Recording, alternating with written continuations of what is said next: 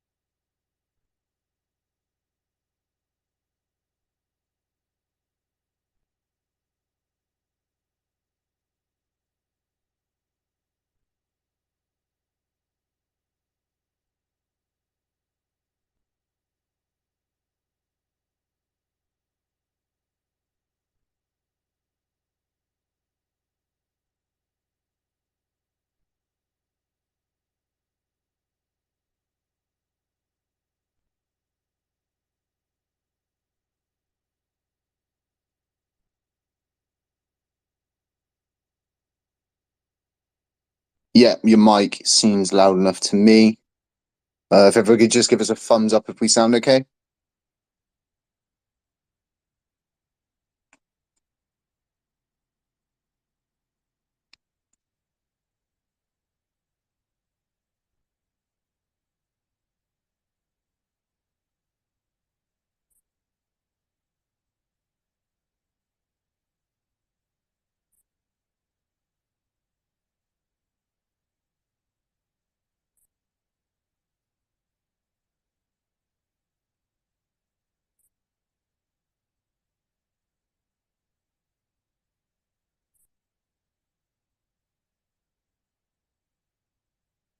All right, Strafe, let's get it started. So what we're going to do here, folks, is we're going to do a similar session to what we've already done. I'm just doing it for people here live on Twitter or X, whatever you want to call it now. It's like a porn site. The high level vision. Now, there's a lot going on in this, and it is a lot for people to process more or less. But I think what is clear is a lot of people do agree these are all things that do need addressing. Something needs to happen, and quite a lot of people are giving us good feedback on this. We've had people making different suggestions, criticizing things, but in all honesty, it's looking really good. So we kind of want to get a gauge of how the community feeling, if they've got questions. So we'll be bringing speakers up at the end for a small Q&A. But other than that, we'll be going forward with things. There is a link to the high level vision in this Twitter space at the top if you wanted to get the document up in front of you so you can follow along as we go through the points. Strafe, is there anything you want to add before we move to point one? Oh, no, just everything fine so far. Thanks.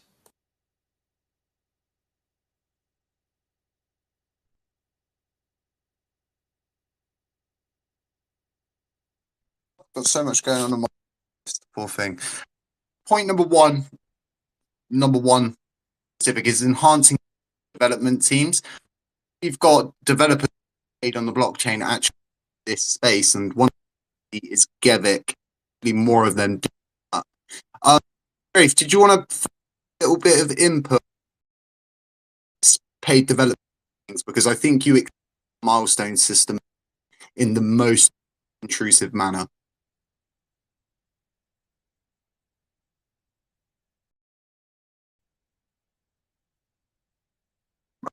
Jeff, you're it still. Yeah, I don't know why, but I hear your voice very, yeah, it cuts off and on again. So, didn't really understand everything. If you're using it might be just auto. It's a bug. Oh no, I mean your voice. Mine is fine so far, but your voice here in my ears always cuts off and on again.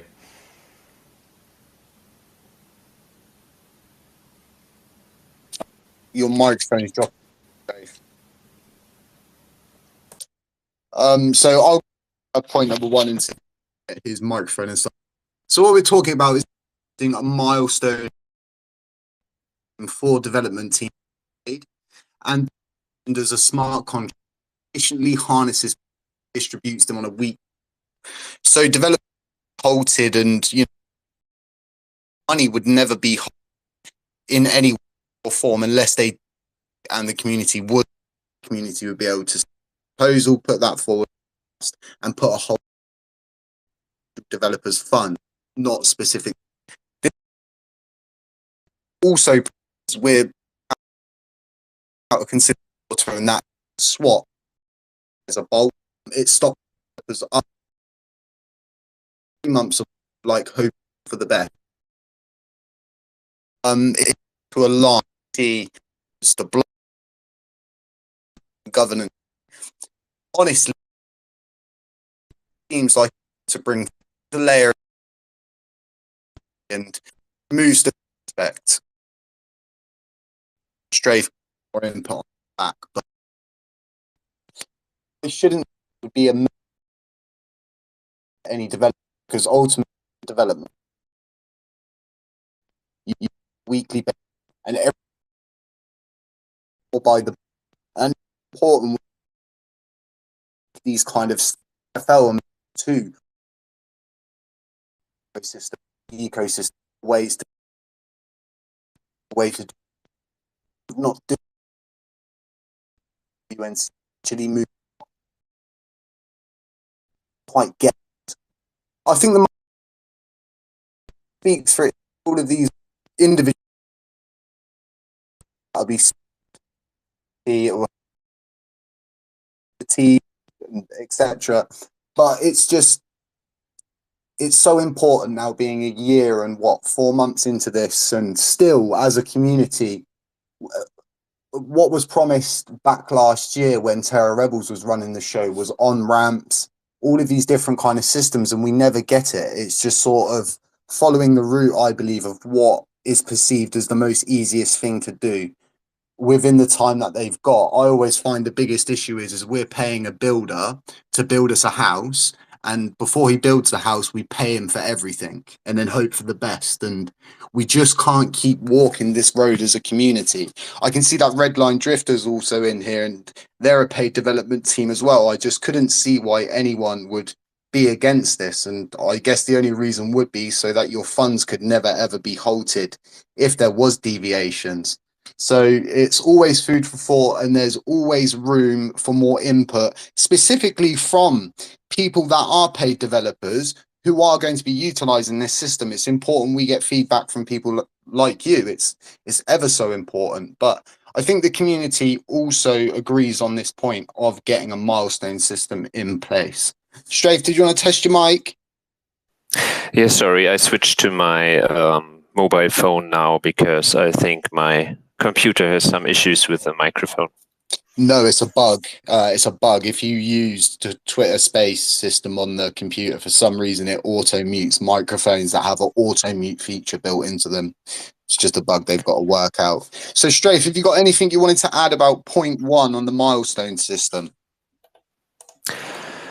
Well, I don't know what you said already, but I think it's it's the most fair solution for both sides because it doesn't halt payments by default. It doesn't introduce any post-payment system because funds can be withdrawn on a continuous basis, and halting or returning would require some governance vote for a specific reason, and so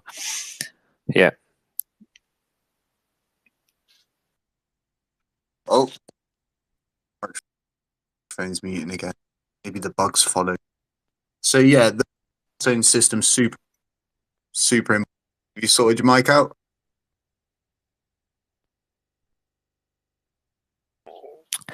Is my microphone again? Oh shit, wait a second.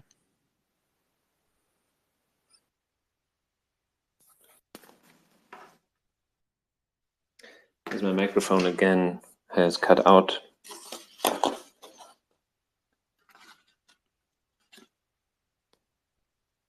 Honestly, since I took over, it's absolute chaos.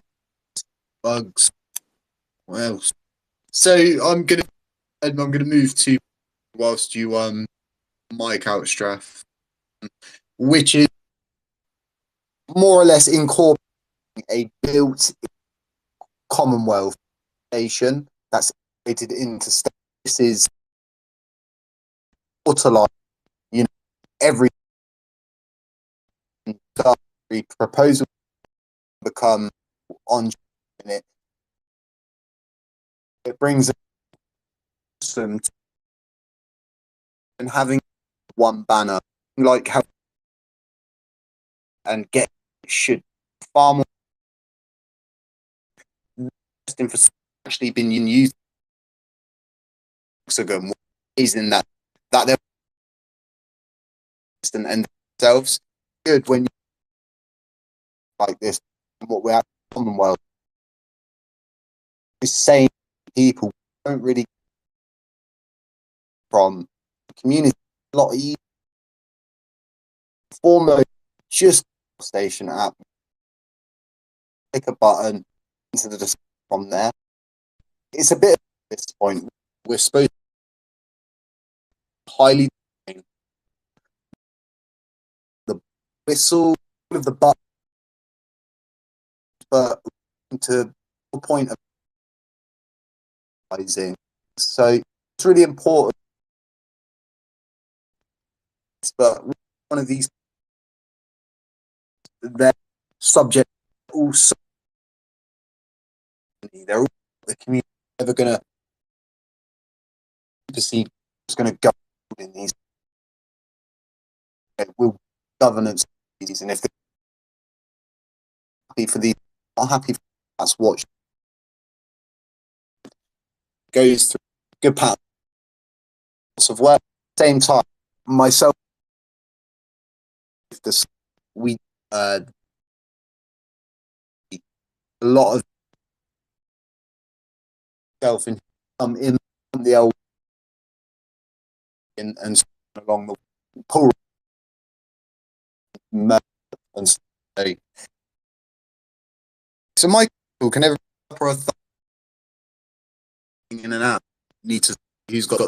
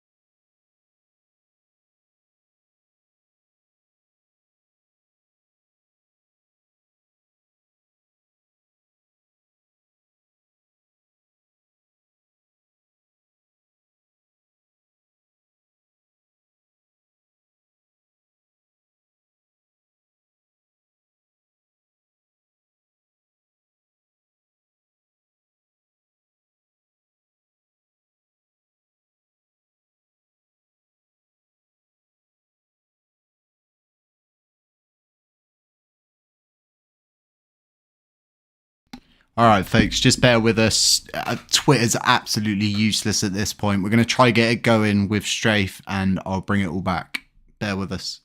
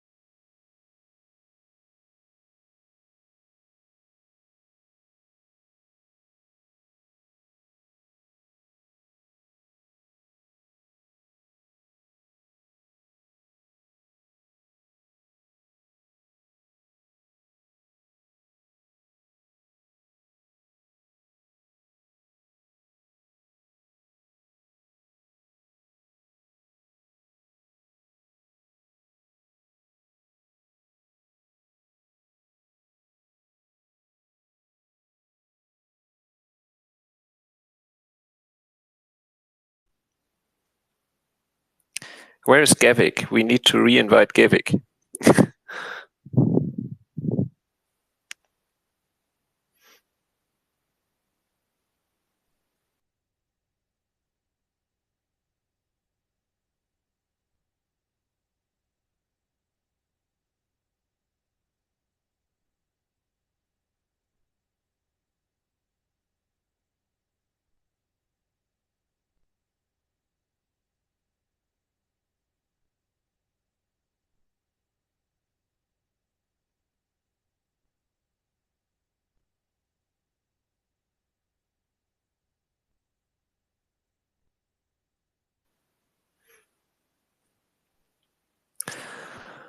Oh, hello, Redline Drifter. So we at least have someone from the quants.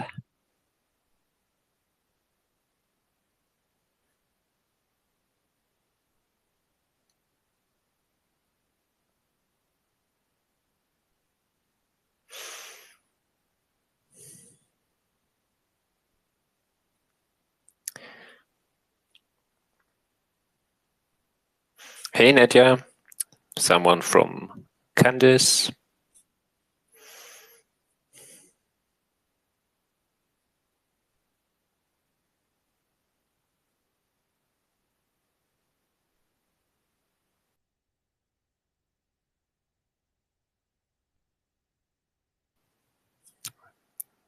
So Happy, do you want to wait a bit or do you want to start again?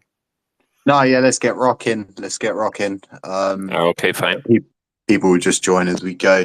So let's start on point one, Strafe. I did throw it to you to begin with, so I think you should explain the milestone system.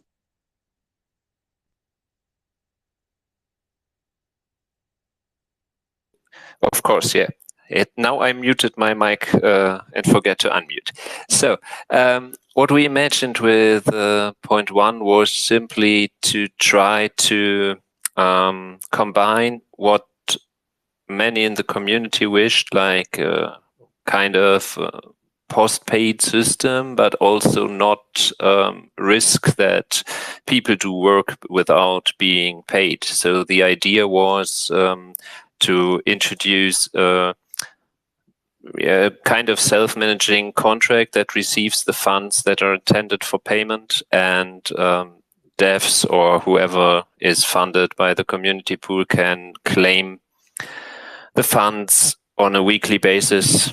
So the funds would be put in there, like, for example, if it's for 3 months, it would be split into 12 chunks, or if it is for 1 month, it would be split into 4 chunks, and so those people could claim it. Or maybe it would even be good to make this configurable so that it doesn't have to be necessarily a weekly thing, so could be combined in the proposal if it should be bi-weekly or whatever.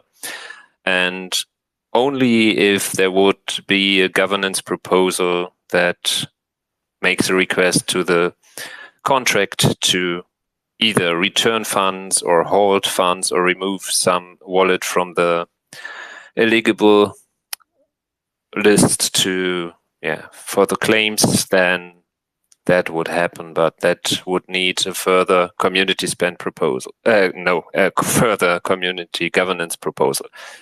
So it would kind of try to meet both sides, not risking that devs and other teams don't get paid, which would probably be the case if it would be a complete post-paid proposal, so doing work first and then make a spend proposal, which might or might not pass at all.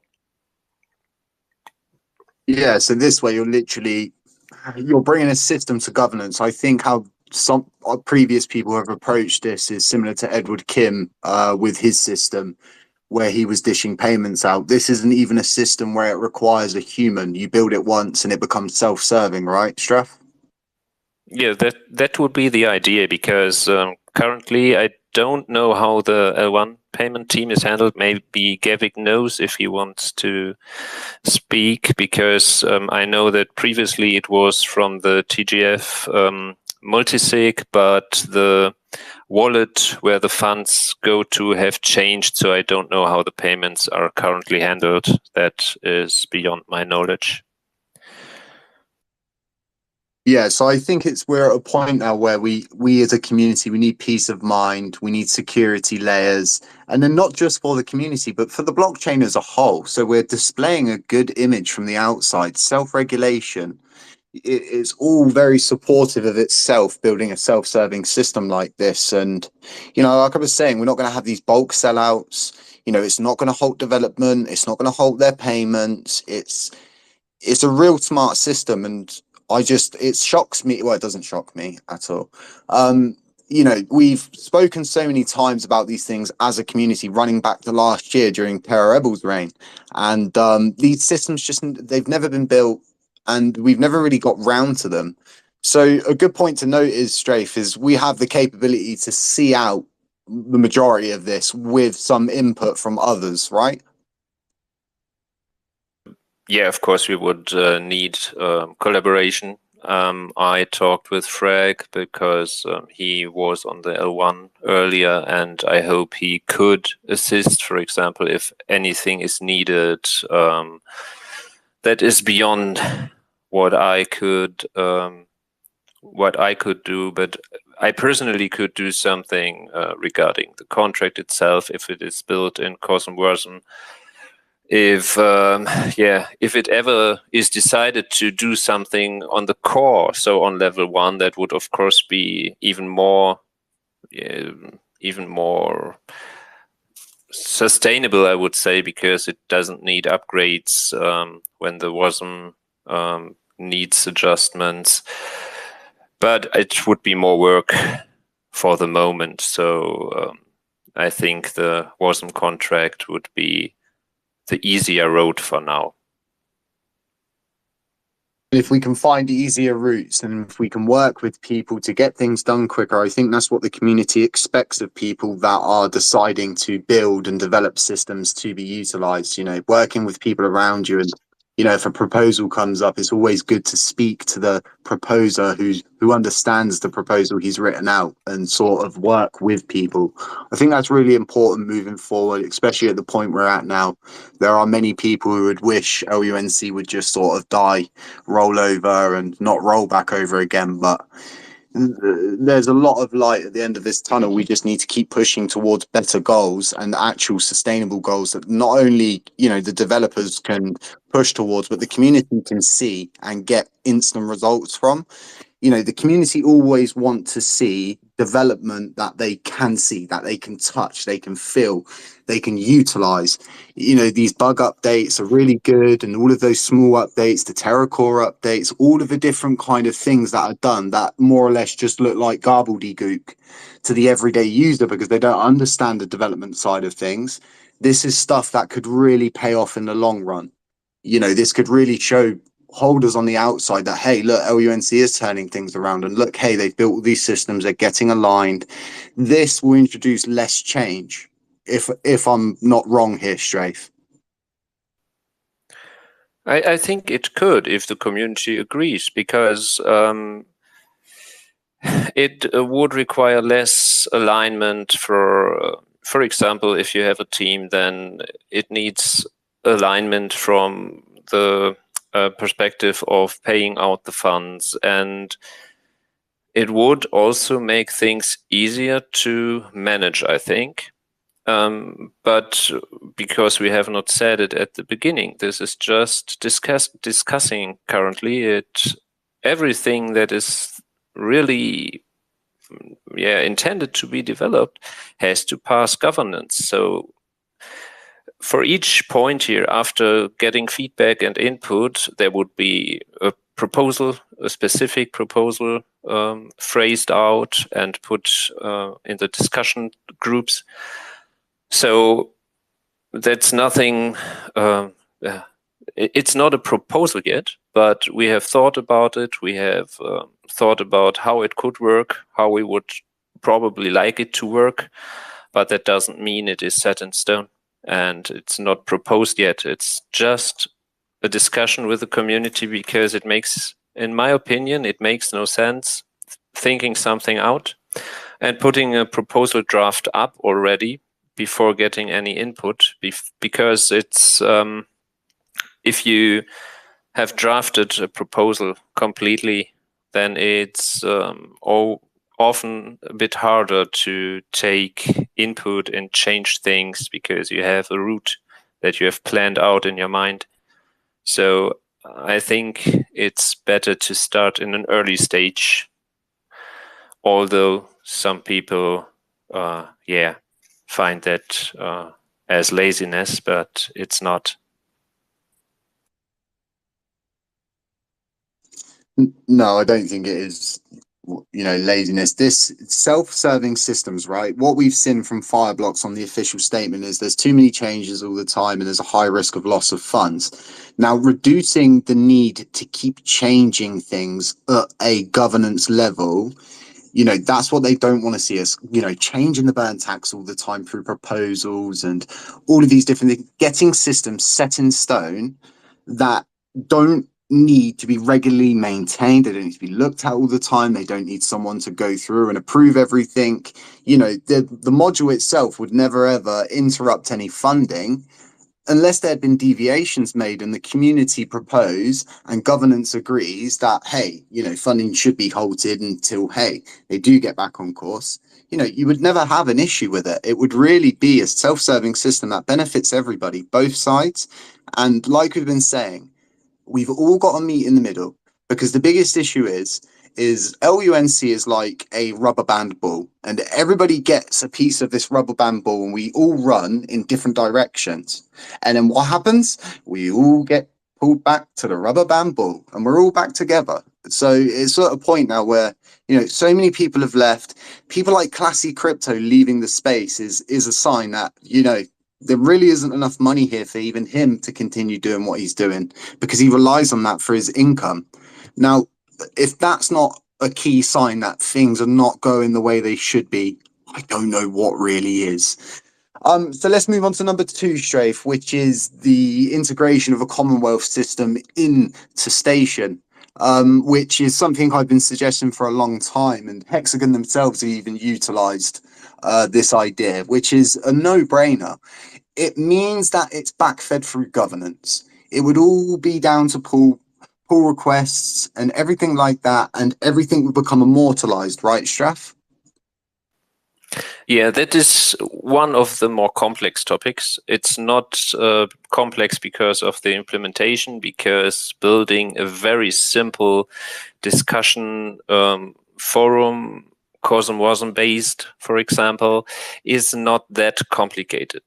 What makes it a bit more complicated is that you, like you said, have the immutability,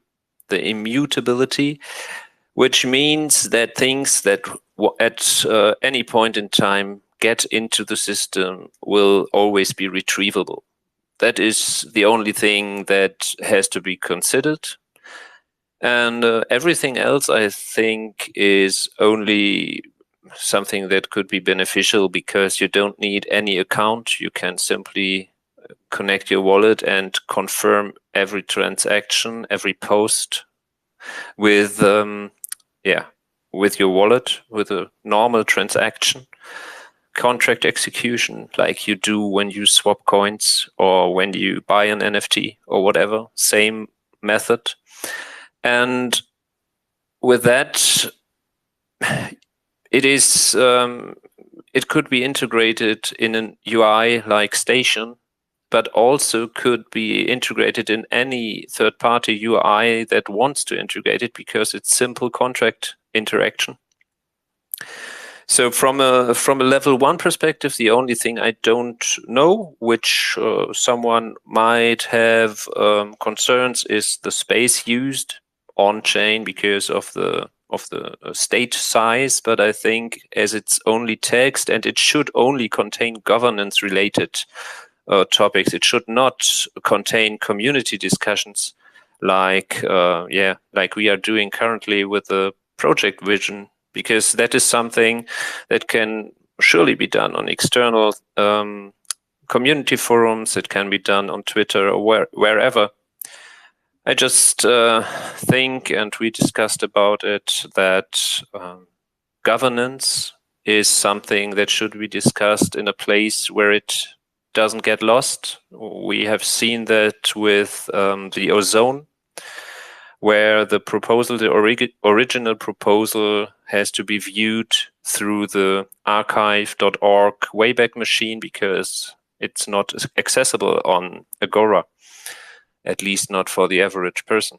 And so that would be a benefit, especially so you can look through the discussion even, a long time after the proposal has passed or was rejected.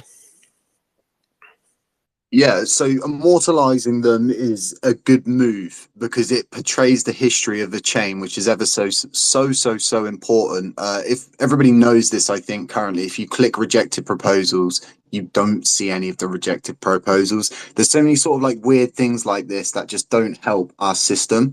So having these third-party systems like Commonwealth, the hexagon discussion systems, they're going to be needed. But what we're simply saying is providing another option that's on chain. This isn't trying to step on anybody or get someone to shut down their system or whatever. This is just simply putting a governance discussion system into Station.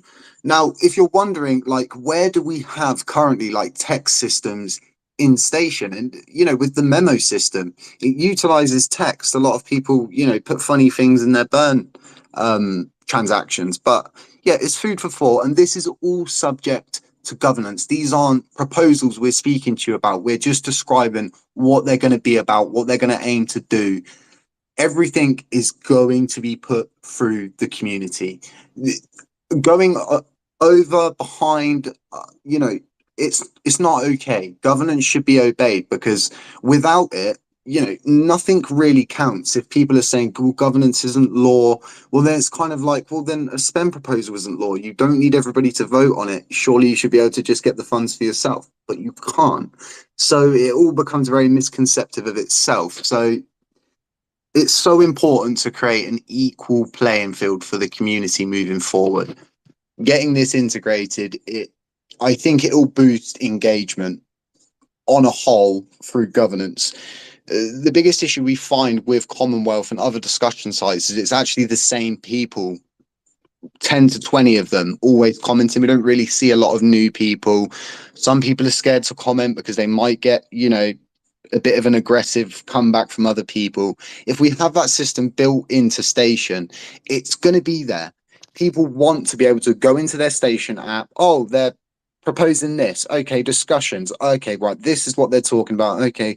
You know, a lot of people don't want to make loads of different accounts. And this is where Google put themselves ahead of everybody.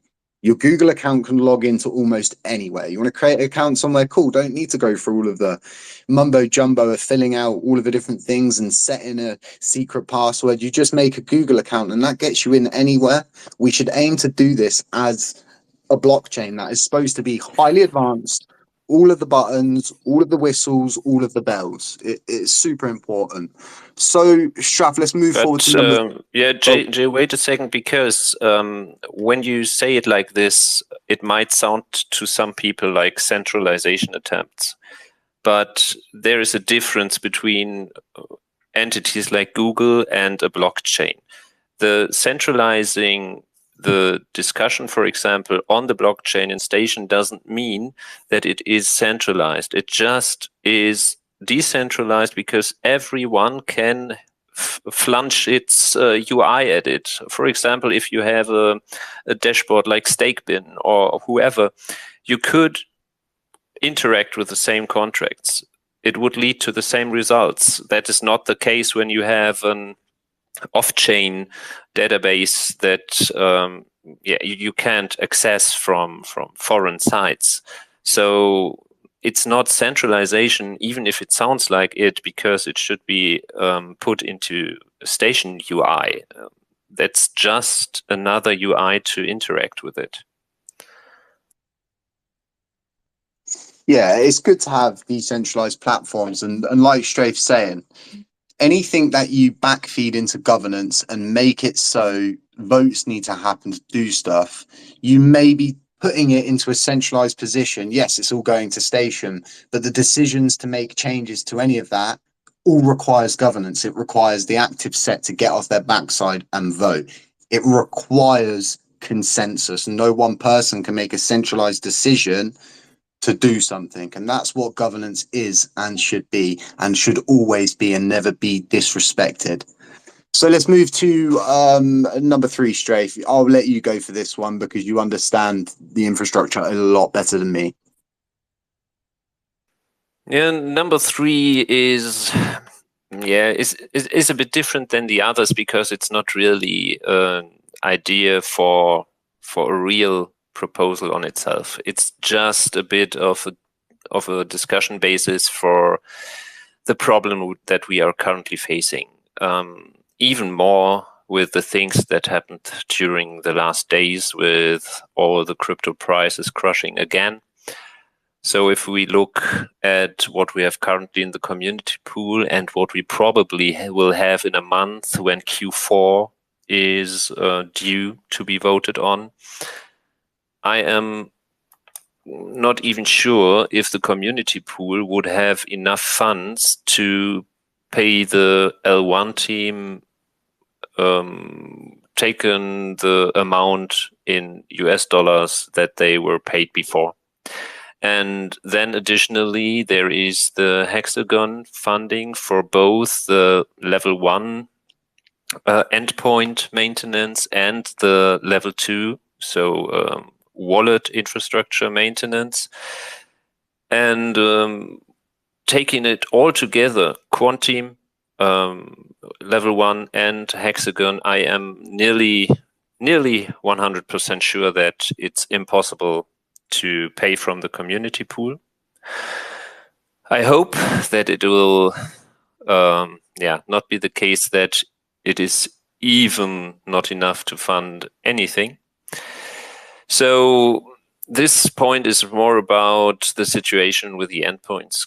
Currently, we have all nodes providing all endpoints that are used by the TFL software, like Station, Extension, and Finder, and so on. And we have the Hexagon endpoints that are used by the Terra Classic community wallet software, Finder, and everything related to it. And so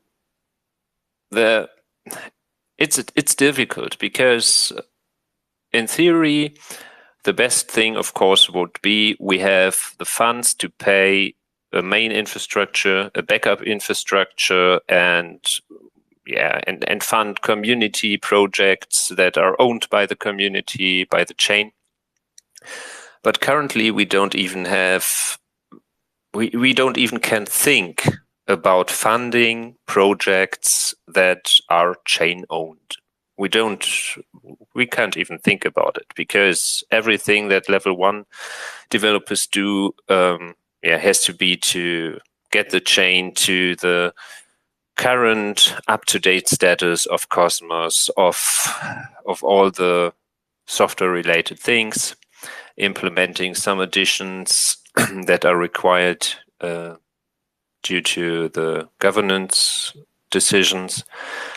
And that is kind of the issue currently. And so the question is what we can fund, what we will fund, and we have the fortunate situation that for the moment all nodes doesn't charge for the infrastructure, but we don't know. It might well be that at some point, I don't know if for Q4, but at some point they might say they are not doing this for free anymore. So I have seen some comments that say they are getting enough funds from their delegates, from their commissions. But if we are honest about it, every other entity that gets much funds from commissions doesn't do anything that helps the chain. So it's still a voluntary basis they provide the infrastructure for. So yeah, what was written in point 3 is kind of rather asking Hexagon to try to separate the spending proposals for the main infrastructure, so the level 1 endpoints, LCD and so on, and the level 2. But we also know that there are some things, I think the archive node, for example, that all nodes doesn't provide. So that's really something that needs to be discussed, just so the community is aware of it, that it isn't just raised when Q4 is up for voting, because then it's quite late to have any discussion about it. Yeah, so this isn't about trying to say, hey, we should do this, hey, we should do that. I think it's down to the community now to understand the dangers that we're in and then understand what's actually going on other blockchains. If we look to our sister blockchain, if you want to call it our sister blockchain, um, they've recently just voted on the Confio funding halt, and this is due to just simply not being able to afford it. Their primary focus needs to be on ecosystem and development stuff. So they've had to halt that, and those kind of decisions are going to save that blockchain in the future. And I think it's about time we start to make, smarter decisions as a community to utilize what is actually around us. So, for example, Allnodes provides that infrastructure for free.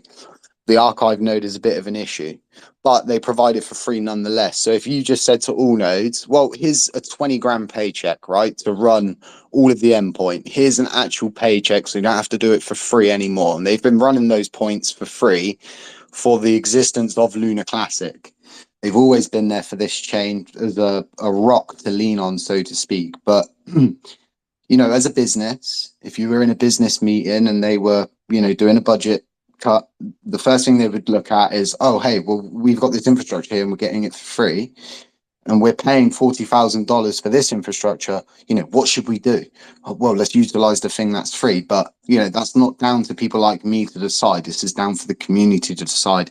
And everything should always be respected as a decentralized decision. And what is governance should be governance. Because, once we start to play these sort of like weird cards, other people then start to get a little bit funny. And, Risk Harbor could go, well, governance isn't law. It's just a tax proposal. Why do we have to give the money back? It's a slippery slope, to say the least. But we can't afford things. We can't afford a L2 development team. We can't afford all of the things that this blockchain so desperately needs. So a good example as to what you could do if you saved money on that side of things is you could actually pay to find a development team that could develop decentralized infrastructure. Ethereum has recently gone through a system to do this, to reduce their running costs, and actually develop the systems that can take the majority of the load, which is probably around 70 to 80%. You'll still need to take either about 20 to 30% would have to be with someone like Hexagon or Allnodes. But the good thing to note is if you save that 80%, well, then you're not going to have an issue. You can have loads of these extra little outlets in the future. But, LUNC is at a point now where the system's dying. Everybody can see that the price is continuing to go down, and the developers, people are at the forefront who are being paid are just, oh, we're working on this and we're working on that. And it's the simple stuff's not being addressed. We're not saving money where we can. We're not doing what a blockchain should do responsibly. Instead, it's at a point where a lot of people who do develop understand the system, see that it's dying. And, for my own opinion, is I believe a lot of people have just committed to the idea that the chain's dying, everybody's pillaging and plundering. I should take what I can now, do what I can, develop, what I can do, what's easiest for me, and sort of move forward and try to go unnoticed. As horrible as that is as a thought, that's a thought that's in my head, and I can imagine that other people are thinking that exact same thing. We're all holding a bag of LUNC at the end of the day. We're all waiting for another 13x like before, like last year when everything was going really well. Terra Rebels was running as a ship, and you didn't have all of those inner factions with Rexy and stuff. We can get back to times like that, and it's so important we all come together. We all understand that we're all responsible for this, and that we can all turn this around, and the community look to us all to do stuff. It's good that Hexagon is here. I think it might be Echelon. I don't know. Give me a thumbs up if yours, if it's you. So it's totally understandable, and the community also should understand that Hexagon is a business, so they are providing the infrastructure structure as a business, and that is what you need to do. The issue is that when you remember how this chain started, it was TFL. They made money from selling the coins, the initial fundings from the first, I think, 30 validator set. They raised funds by their own services that only served the chain. And so they provided their own infrastructure. And that is the big difference. The chain currently has no funding source except from the on-chain transactions. That means gas fees or taxes when it's not burnt. But it has not any income in terms of systems or dApps that are owned by the chain, that generate funds that not are going to project owners, for example. So you all know I am involved with Miata. So that is a business in fact, and it generates volume, it generates gas fees, but it doesn't generate fees in terms of income for the chain. It's a project that is not owned by the chain, it's owned by the project owners. And that is something that I am concerned about, that I don't see that in the foreseeable future the chain will have enough funds to pay for chain-owned systems, for things that are able to fund the chain. So we need to rely on voluntary actions, and we need to rely on the fact that we pay, in fact, for maintenance. And in this case, I mean level 1 maintenance, because bringing the chain up to date with the latest software updates, security patches, adjustments in terms of requested things like the whitelist, like the tax whitelist for contracts that will come in the next update. That is all level 1 maintenance. That is not really something that is for now building sustainable funding sources for the chain. And even when the quant team discusses about repeg possibilities and all those things, that is not really a foreseeable in the near future or mid-future maybe funding source for the chain, in my opinion. I might be wrong on that in terms of USTC, but I don't see a real funding source that would enable the chain to expand its capabilities, to provide things people can use that in turn generates value for the chain itself, that it can be used to expand further and at some point generate so much income that you can fund a main and a backup infrastructure, that can fund multiple developed interfaces for several things, that all is chain owned. But yeah, correct me if I'm wrong, but I don't see where this should come from in the next future. There's a lot of issues with the USTC repeg side of things. I mean, we have a bucket with a lot of holes in it, and then there's nobody outside to catch the water, so to speak. You can build and develop everything that you want and try to repeg something, but ultimately we don't see projects coming to this chain to build. We don't see people integrating into the blockchain. It's always, without sounding harsh here, but if we look at Terraport, for example, they could have built a DEX and integrated into the chain, okay, but they didn't. They built a system which they knew they could control, they could harvest liquidity, and they could take stuff off chain, and if the chain collapsed, they would be fine because they didn't build into the chain. Now you've got other projects on this chain, for example, some of the play to earn projects and games, they've built into the chain. Miata built the only NFT market that's actually reliable. All of the other NFT markets are just completely unreliable. What we don't want to see is people keep not building, and I get it. People want to create a business. We need people to capitalize in on things, but it's too early. The system's so down and so wounded that we're just at a point now where everybody's just taking what they can before the system just simply collapses under the weight of itself. And ultimately these developers, these teams, they'll move off to other blockchains, they'll take their stuff elsewhere. And the biggest worry for me at the moment with the USTC repeg, and it's my own humble opinion on this, is that them trying to burn through the LUNC supply utilizing USTC, it's very questionable at best, because there's talks recently and in TFL space yesterday of the USTC algorithmic stablecoin and how they could utilize it and stuff like that. That space is recorded. I'm pretty sure it's available for people to go back and listen to. But it's a big worry that with the Nakamoto, if it being at 4, right, Strafe, you only need the top 4 validators to pass something through. If somebody suggests to block something, not to pass it. Either or, you can either block or you can pass something, right?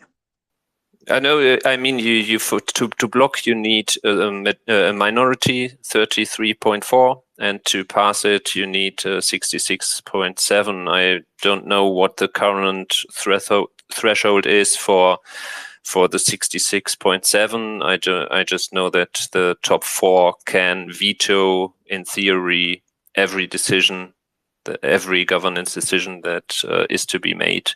But I don't know how many validators you currently would need to push every decision through. I think it might be the top 10.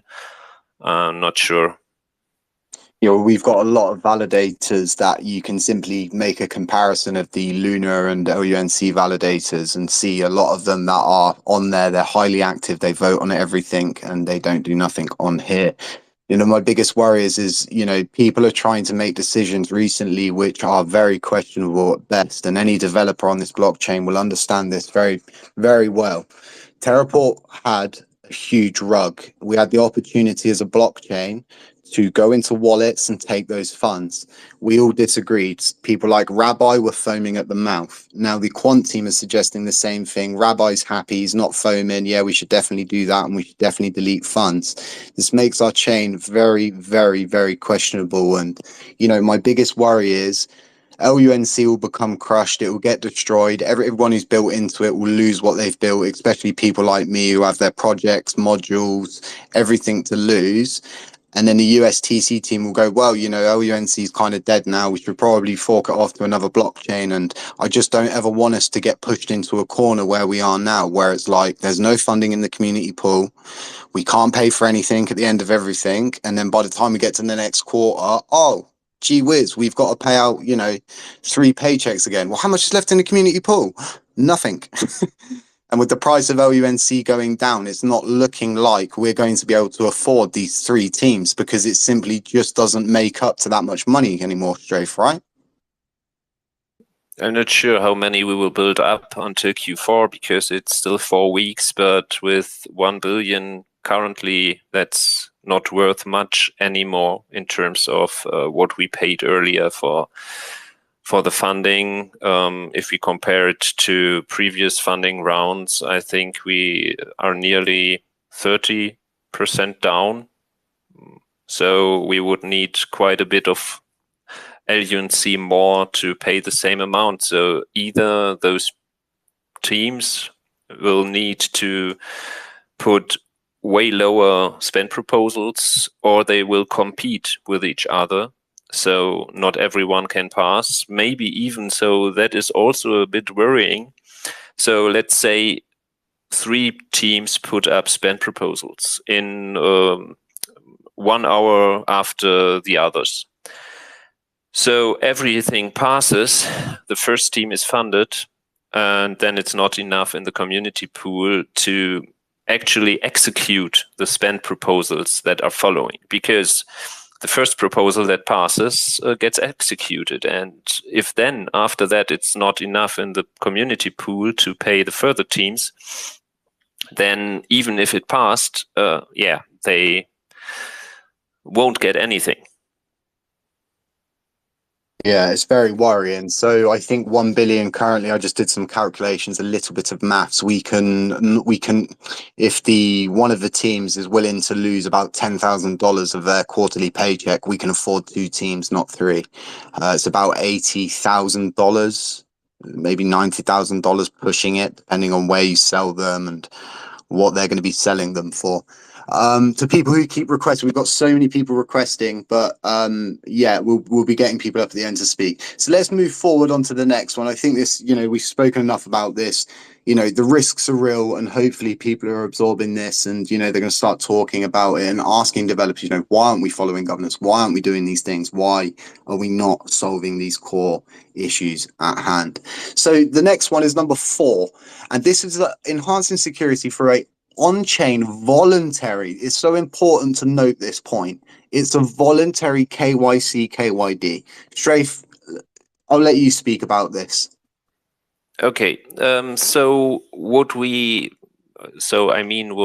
Jay and I talked about was that there are ongoing discussions.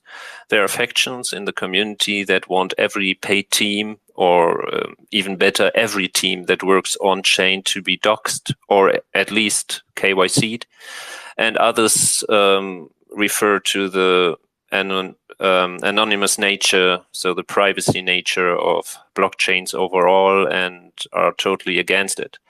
So the idea was to put on station a list of developers and teams that are currently working on chain and are funded by the community pool. This doesn't include real names. It just includes the team names and the aliases of those people in the teams that are funded by the chain. And then there would be the option to maintain this list through GIT Hub and through pull requests. And it would be a beneficial addition to have a tick besides those people or teams if they are KYC'd or KYD'd or not. This would mean they could voluntarily decide either to do it themselves, to include the KYC in the spend proposals, or do whatever, or also decide to not do the KYC. It just would provide people that are investors or people in the community or even outsiders to have a list of people that are working, that are paid by the chain. Because in my opinion, currently, many people don't even know who is part of a team. So they maybe know 1 or 2 names or aliases that are working in those teams because they are active on Twitter or putting out the discussions on Commonwealth. And so they don't have a real glance of who is working actually. And I think this could even be extended by including the position, like what are they doing in the team? For example, if we are talking about, because they are here, about the quant team, who does what, about Hexagon, who is rather the development area, who is the server administration area, just some transparency of who is funded, and the voluntary KYC tick that just could give investors a bit more of confidence in what is happening, and nothing enforced, nothing intrusive, just some more transparency, some more things that people that are not active on Twitter, for example, would better understand who is currently working and funded. So I think with this KYC module, there's a lot to absorb when it comes down to this, and there are going to be people who are against it, but at the same time, they need to understand that this is a voluntary system. You're not required to fill this out, and once again, when you KYC KYD, your information doesn't become public at any point, right? The information would be utilized in the event that there was a rug pull, right? And someone had buried in a line of code, a god line of code, and they had absorbed everything from everybody's wallets. I'm just playing devil's advocate here. Now, what would happen is the information would be released to, for example, someone like Interpol. Okay, now let's walk through this without a KYC KYD. Yeah, hi, is that Interpol? Yeah, I need to report a crime. Okay, yeah. Can you give us the So there's Superman, right? And then there's there's this other guy called Faffy, and you're not going to believe this. There's another guy. It's not looking good from the first two names. They're going to be like, "What are you going on about?" You're going to be honestly, mate. You're not going to believe this. There's a guy called Bilbo Baggins too. It's not looking good. We need layers of security as a community, and even with having this on-chain system that is obeyed by governance, that is worked through by governance, is backfed through, would all be done through pull requests to get the names up. You'd either have a tick or you wouldn't have a tick. It's as simple as that. The community have a right to know who is being paid to work on the blockchain at the very least. We should know, outside, it will make it so much easier, right, for teams to make contact, for example, with Binance. We know as a community, the only person who has a line to Binance is Vegas. And guess what? Vegas ain't talking. So having, a system that actually states these are our developers, it's like contacting someone on Keybase and knowing that that person is who they say they are, which is a system that validators use. It's one of these systems that we can bring forward. We can bring another layer of security, and we can show systems and entities and corporations like Fireblocks that, hey, look, we've got these layers of security. We've got an optional KYC. And for those, who are worried about the costs of things, what I say to everybody is look at the amount of money that is being wasted and has been wasted. These small things we could do, yeah, we may have to pay for it once, but guess what? They're KYC'd or KYD'd forever. Their information's not at risk. It goes through an official company. There's no middleman or anything like that. It's all official and goes through the official lanes. There will be people that are not happy with this because ultimately people believe, DeFi is DeFi and you shouldn't have to dox yourself. But the biggest issue is we're paying people big bucks, $40,000 to some people, depending where you live on planet Earth, that could be a considerable amount of money for you. It could be life-changing money. Some people win the lottery and win $50,000 and, they turn that into so much more money. We're giving out so much. It's always getting sold. They've got no reason to hold the coin because they know it's going to continue going down. So it's just sell, sell, sell, sell, sell. The majority of us are just left holding the bag. The builders who built are left with these projects that are worth nothing on a chain that's worthless. So, introducing a vision the community can wrap their heads around, actually understand the points that are there, and then getting everybody together to sort of meet at the middle and get all of this done, because then we would be able to, have developers to develop all these little things they want to do and, fix all of these things that they want to do. Have on ramps, have off ramps, all of the ins and outs, the buttons, the whistles, the bells, the bows. It's pretty obvious now. So let's move forward to number 5, Strafe. If there's anything you wanted to add about KYC, KYD, I know it's a touchy subject for so many people, but it's voluntary. It's not forced. It's not in your face. Well, no, I don't think so. I don't have something to add. Are you sure? Is that your final answer? Do you want to phone a friend? 50-50? Right. I risk it. Right, number 5. This one is it's not ambitious, is a bad word for it. It's something we need, and we need it sooner rather than later, and that much is obvious. Once again, I'm going to hand this to Strafe because he's the person he's actually got a chart together. He's run some tests and seen how we could apply this. But Strafe, I'll let you take this one. Okay, well, it's about implementing a dynamic commission for validators, a dynamic minimum commission. So what we see currently, we have a 5% minimum commission, and at least until now, that hasn't helped in any way with decentralizing voting power. So what I think you have to note is that there need to be some incentives for people to choose lower voting power nodes, because it's kind of in the human nature that if you see higher voting power, so more people choosing something, you tend to choose the same because you think it's reliable, it's well tested or whatever. And that means currently with the 5% minimum commission, I think the last time I looked, we had an active set of nearly 120 validators, of which around 100 have a 5% commission. So there's no chance for new validators, for lower power validators to advertise for limited time or whatever with a lower commission, because it's fixed at a minimum. And even when we look back to last year, there was a tweet when the discussion about voting power caps and minimum commission was quite vivid.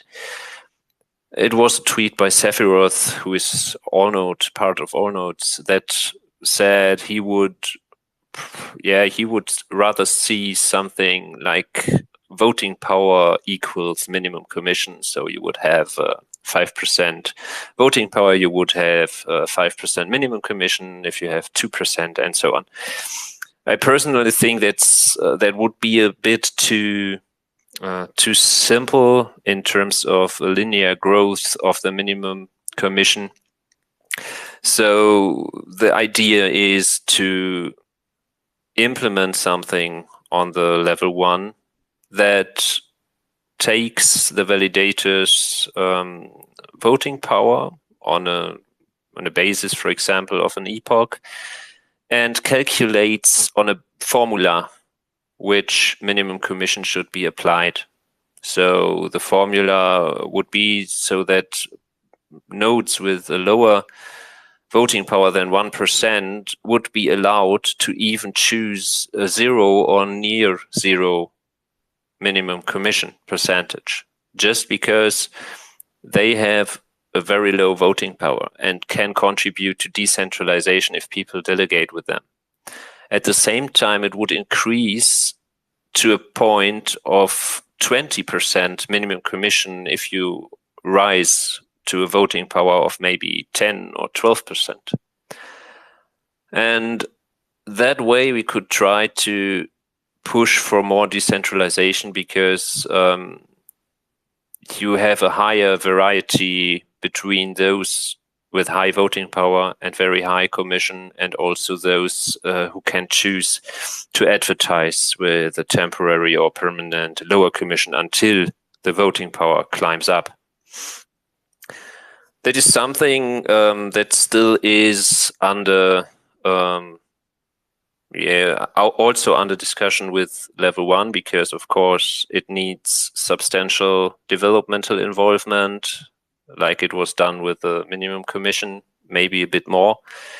But a proposal for that is phrased out nearly. So as soon as we would have a go from the L1 that they say, yeah, it's possible, it wouldn't cause major issues, that could be put up for final discussion as a proposal draft. And I think it's one of the most important things that we have currently in this idea list, just because the centralized voting power with a Nakamoto of 4 is really, really, really bad. It's even worse than at the worst times last year. Yeah, it's really not good. Let me try to simplify that as best as I can for people who want a more simplified explanation. It's simply a dynamic commission system. For example, someone like Allnodes would have their commission raised upwards in order to bring their voting power downwards. This would help small nodes actually get a foothold in LUNC. The biggest issue we have is all of the builders are not building here. They are building on the house next door. You can see that, it's obvious. Smaller nodes are not flourishing, they're dying. They're not even getting a chance to get to a point where they can run self-sustainably and then actually start to provide good stuff for their delegates, because, you know, it's a bond at the beginning and you've sort of like got to go out and win with these validators, and it's never guaranteed. If we can make that easier for those nodes, then we should. No one should be trying to, more or less hoard voting power and not utilize it. It's really distressing for our blockchain. And if you go and look at Luna, all of those validators vote on every proposal. The whole blockchain votes, and no node has got over 4% voting power. That's what we need to aim for. We need an active set where there is people fighting each other to try and get more delegations than the 130th active validator. It shouldn't be easy to join the active set. I think the queue for Ethereum is like years long to try and get into the active set. People who get a foothold now are going to prosper so much in the future. We need to stop with this kind of like pillage and plunder attitude. Don't help anyone, just build what we can for ourselves. Let's embrace a dynamic commission system. All Nodes has proposed this previously a long time ago, and it's about time we got on board with it. If they've proposed it previously, then you could more or less guarantee that All Nodes would be willing to do that. It decentralizes the set. We would have more people voting, and it's all stuff we need as a blockchain. But this is more than that. This is something that if we don't do, we're done. And one by one, the validators are going to continue to drop out. No one will be able to run. And the only ones that will remain are the same nodes that have always been here, that are working 10 other blockchains at once and have the ability to run until its utmost coin has been paid out that is profitable. And we just don't want to see it get to that position. Developers on this chain and validators should be so concerned at the moment, but we just don't see that distress. We don't see that level of concern, and no one's willing to come forward and stand up and go, you know what, things have got to change. If we don't all turn this around and start getting this in the correct direction, it's going to die. We are put in the positions we're all put in, and we have a blockchain running because of the community, because of validators that decide to run nodes to keep the whole blockchain running. The more nodes that drop out, the worse it becomes, and it will get to a point where the chain can't even run because validators won't run, and without validators the chain can't run anyway, so it would all be lost.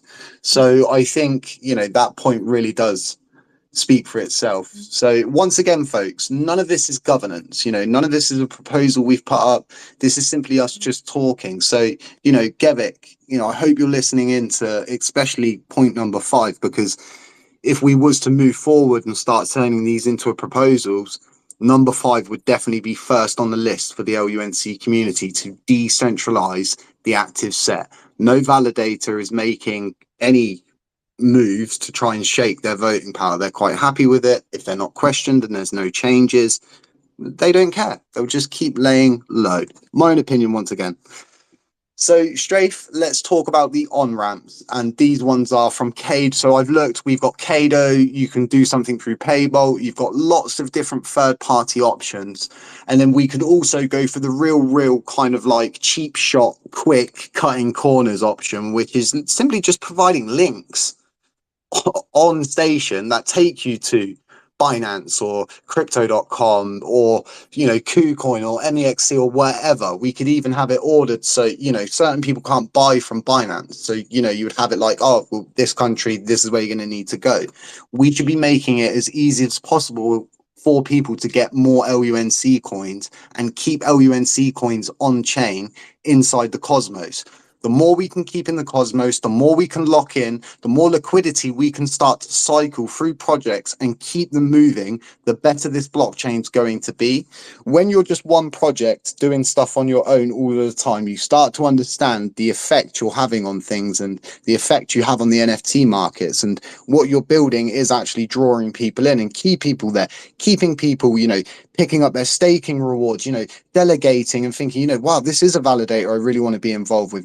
We need this for every validator. We need everybody to be building projects and, sitting in their bedrooms with their mates, or sitting in their mum's basement or your grandma's attic smoking Mayfair Super King, saying to grandma, you know what, grandma, I'm going to start a project and I'm going to make a coin and I'm going to interweave it into LUNC and I'm going to do this. That's what we want. We want that attitude. We don't want this same attitude of just all of the time, you know, oh, things are going really bad. Oh, loads of people moaning in Twitter spaces, but nobody proposing change. Now, these on-ramps, like I was saying, we could go for the cheap shot option, right, Strafe? Or we could go for the real deal. Partner up with someone like Kado. Now, Kado already support Luna, and which is not far different from our chain. Yes, there's going to need a couple of little things, but it's workable. Don't want to interrupt you, but I got notice from Hexagon really just very shortly that they are already reaching out. So maybe we can get some contact on that route, and I think some on-ramp is already developed on by.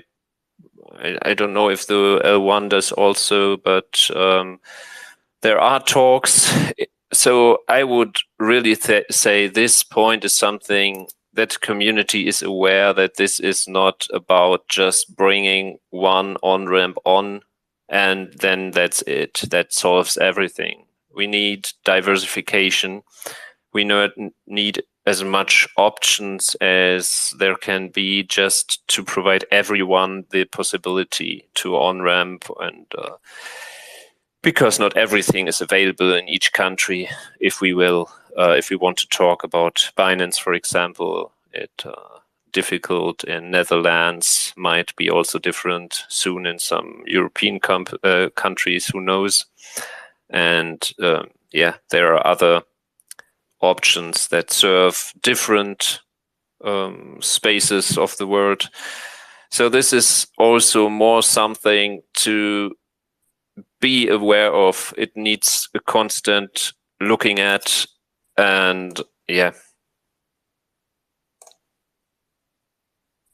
it's definitely something I'm really happy that Hexagon have reached out to. If we could get a sit down, you know, creative and sort of talk through things, you know, this is what the community expect from. You've got your mic open, buddy. There we go. Yeah, he types 1,000,000 miles per hour. That was actually quite slow for him. So, you know, we've got all of these different things around us, and I think everybody just needs to rally in the right direction with these dangerous block changing state upgrades, wanting to delete coins from wallets and stuff like that. It's all very dangerous. We need everybody to come together and sort of meet in the middle. So I think it's so important, you know, going forward that, you know, Hexagon, you know, all of the different people just start to come together at this point. It's a rubber band ball and everybody's running in different directions to be dragged back. Now, number 7's really, for me, this kind of puts the icing on the cake. Very simple, something that we've already got, which is a memo system that's there to be utilized. And, you know, we utilize it for mostly everything, but, you know, voting. Introducing a reason for vote memo mechanism to validators when they're voting, it would be so good because you would be able to see a validator's, you know, oh, well, I've decided to vote because of this, you know, on these, and, you know, they could leave bullet points, and, you know, it's good feedback for if you're going to move to another proposal that's maybe altered a little bit different, but it gives a sense of validators actually having more input than you just seeing a mindless vote each time. Because some people get upset, some people do leave validators based on what they voted on one thing, but they like everything else. And, you know, there's these reasons would really help people align better. But honestly, as a validator, I have the privilege of being able to make a video which can support my reason for vote, for example. But, you know, everybody doesn't have that option. A lot of people just want the quick, instant information hit. That's what life's about, instant gratification. That's why TikTok's so popular, because, you know, the shorthanded sort of format really wins when it comes down to things. So having this short, sweet responses on a system, right, Strafe, and this is the even better bit. We could introduce another tab to Station, which is validators' reason for vote. And we could contract call specifically filtering for the validators' votes, and you'd be able to see a historical data of what a validator voted and why they decided to vote it. It's a really good idea from where I'm sitting. Really simple, can have a great effect in the future. I mean, it's the memo field is limited. That's so you cannot put a novel in there. But many validators have either a homepage where they might put a blog post about the reason they voted, or they have a Twitter account where they post. And I think even if they only put in a link to their reasoning that they have, or if they only put a small reason because someone could put in a reason and it's already there. It doesn't need to be anything but a text field, nothing more, nothing less. And if you want currently as a validator, you can already add a memo to the voting. I have tried that just to check that I'm not talking anything making no sense. You can simply, when you're using a different UI, or if you're using a command line prompt to vote on proposals, you simply can pass the memo text along. That's not a really difficult thing, but most that are voting simply will use either station or their own interface. So I think it could be beneficial just displaying the text field. That makes it easier.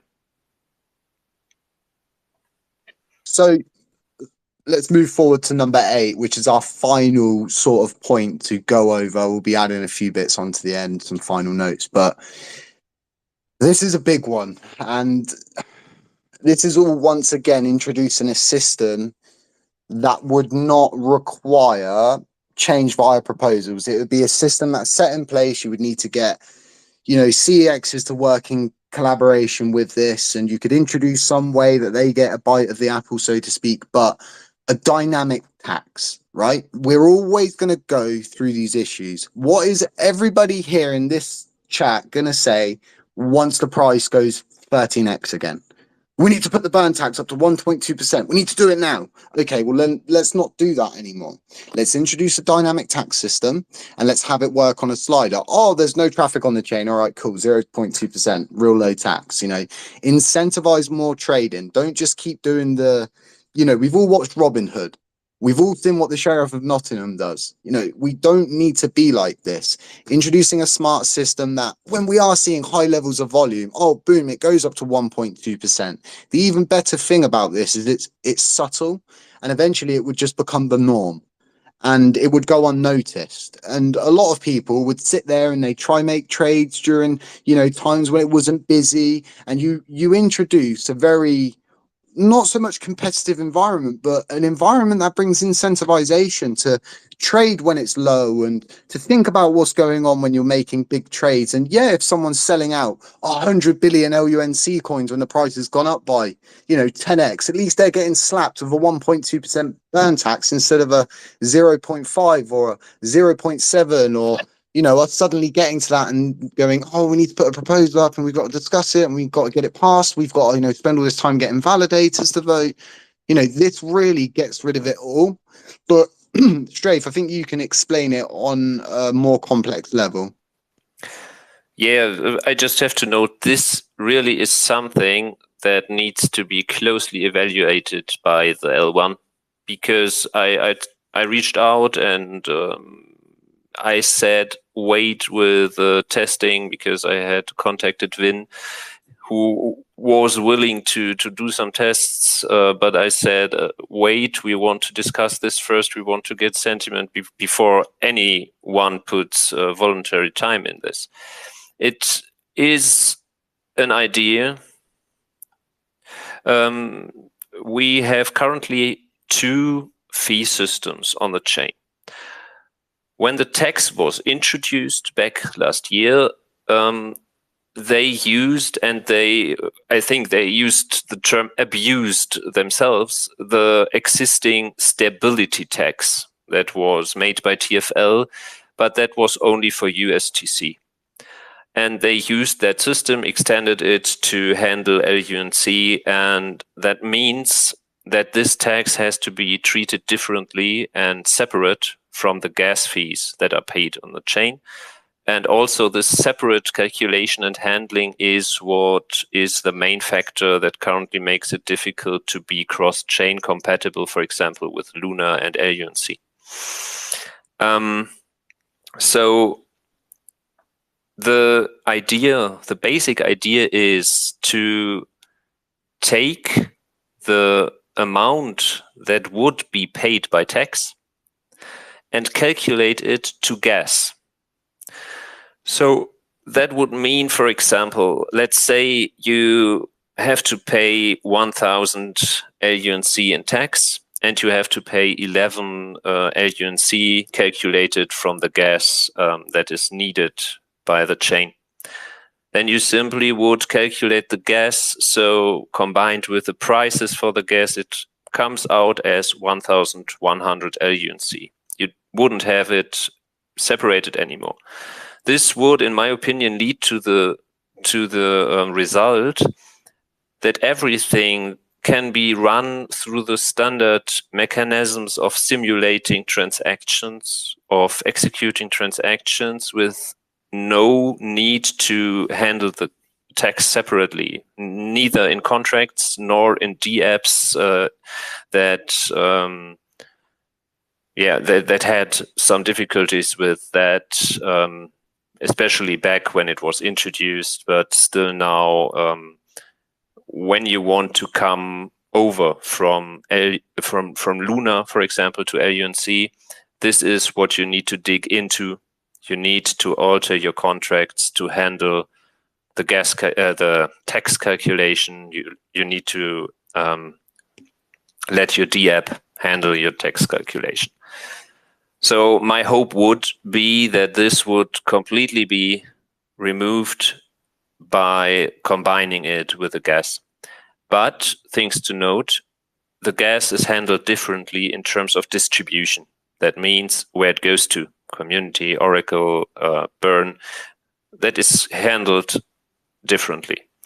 The second thing is that the question for the L1 then is where it would be implemented, so it doesn't cause continuous maintenance for keeping up to date with the core system that is used by many chains. And sorry.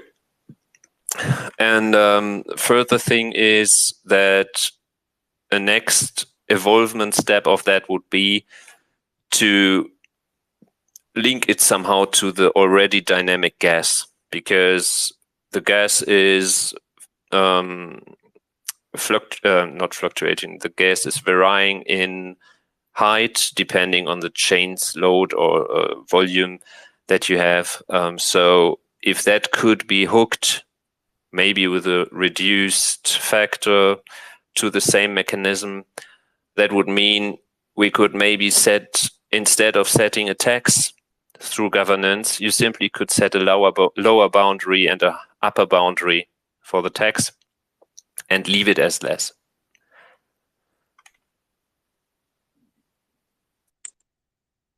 Sorry, I'm just diving into this terrastation situation. I don't know if the paid development teams that are in the chat are also seeing what's going on.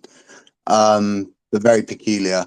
Yeah, so, you know, this last point is one of the most ambitious ones on the list, and it is going to require, you know, the L1 getting involved and, you know, helping us see this through and kind of getting it done. But once again, introducing a system that becomes self-serving doesn't require consistent change. You implement the module once and it becomes the accepted module. Now, we have the ability to affect, you know, deposits and withdrawals, you know, on a lot of different wallets. So, you know, getting CEXs to comply is an argument most people will probably use. But, you know, my argument back would be, well, Binance are the only ones that are burning. And, you know, guess what? They're whitelisted.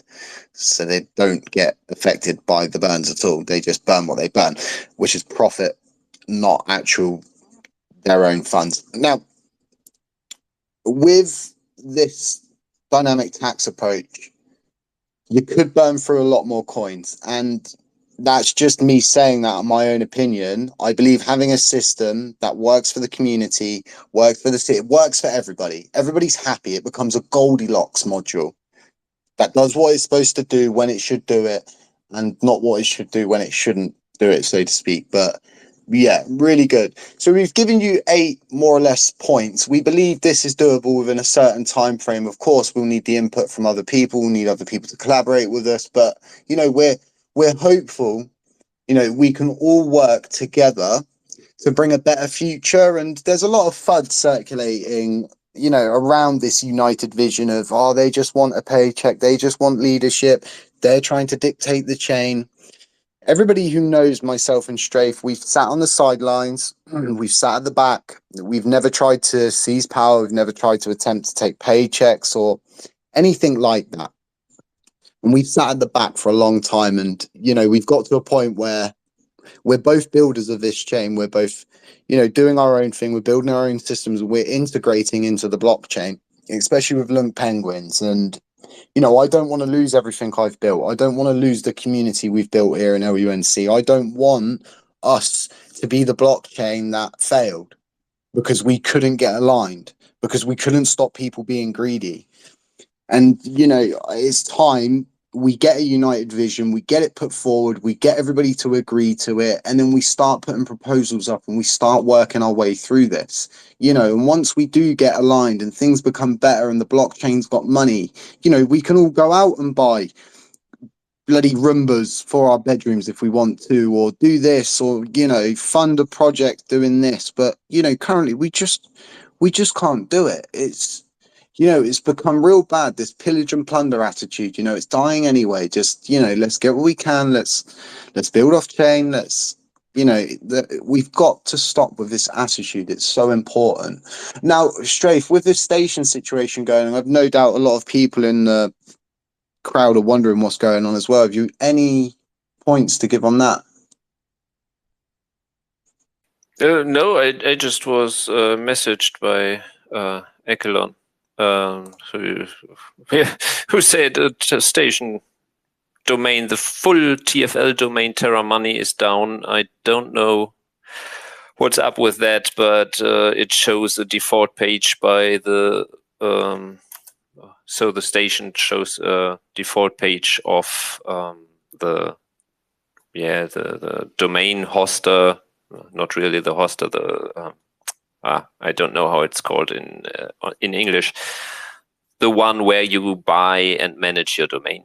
So the station domain subdomain is not working at all. So neither for Luna nor for LUNC. It's quite a strange situation.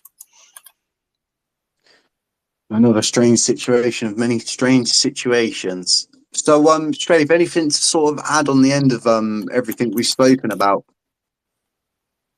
Oh, I think not from my side, but I guess there are people that would like to ask a question or comment. Yeah, so what we're going to be doing now is speaker time. We'll just sort of go and we'll get as many people as we can up, if people still want to come up, because no one's really putting their hand up now. We've been talking for so long. But if you want to come up, you want to speak, you want to ask questions, put your hand up and we will bring you up one by one and we'll get some questions answered.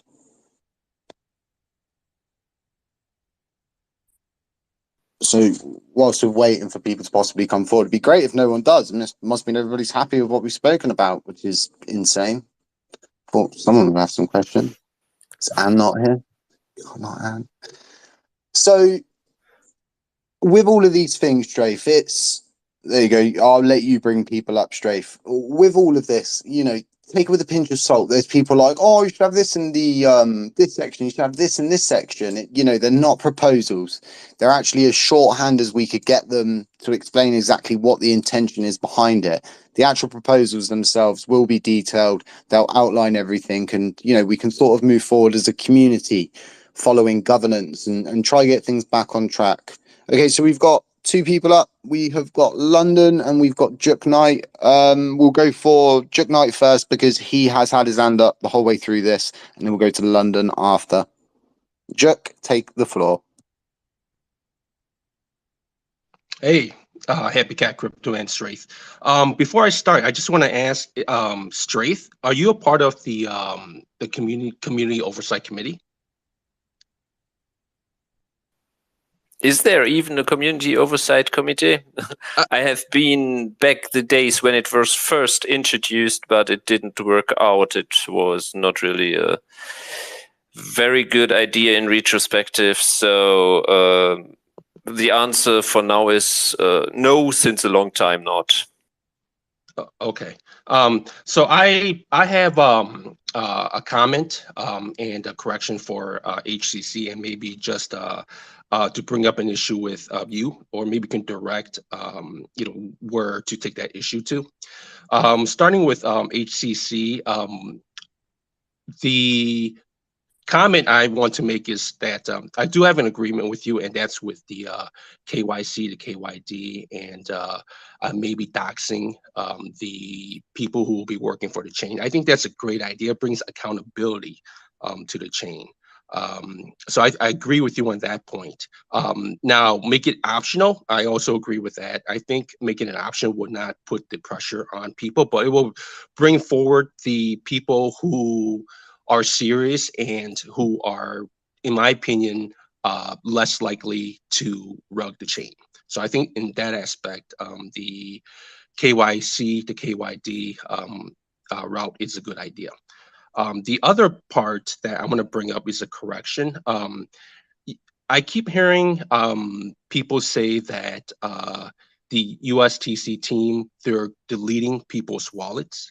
That's not correct. If you're referring to the Ozone wallet that they are currently working on, in terms of wanting to delete the USTC within that wallet and recovering the missing 200 million USTC, Ozone gave the okay to LUNC that they would they're going to return the funds to the community pool, and what we do with it, it will be up to the community and LUNC. And I believe they are putting forth a proposal to burn the funds. So in that aspect, the wallet from the Ozone, that's approved. That's something that they want to go along with.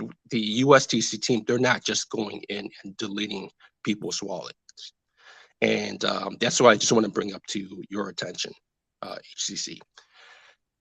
And there's this one topic. I'm not sure if you guys are familiar with the TFL lawsuit. Yeah, I am. But let me just make a point quickly on what you was just saying.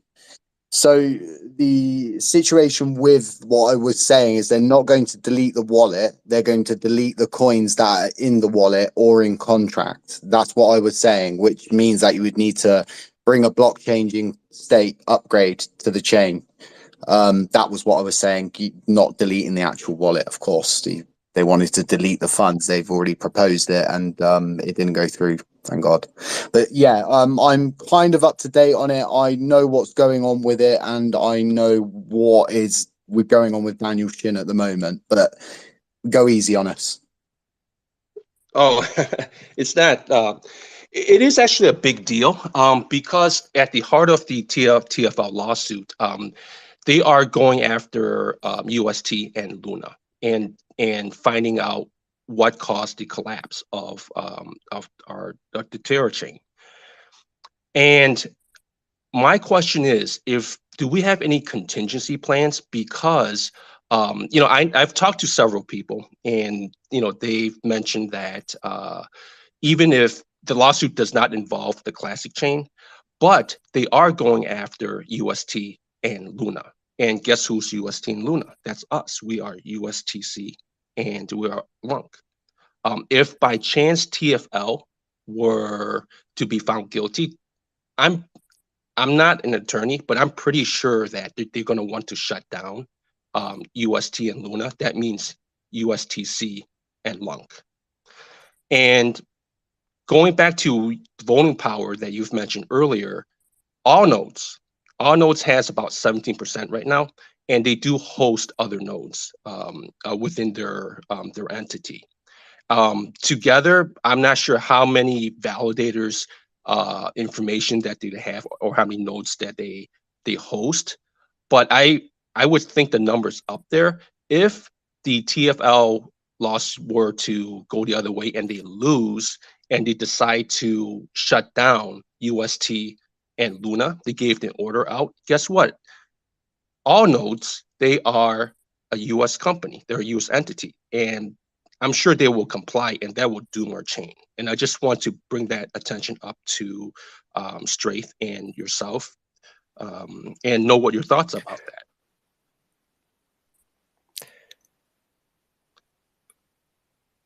So currently all nodes has a combined voting power of 28 point somewhat percent. So it would be quite bad if all nodes would shut down.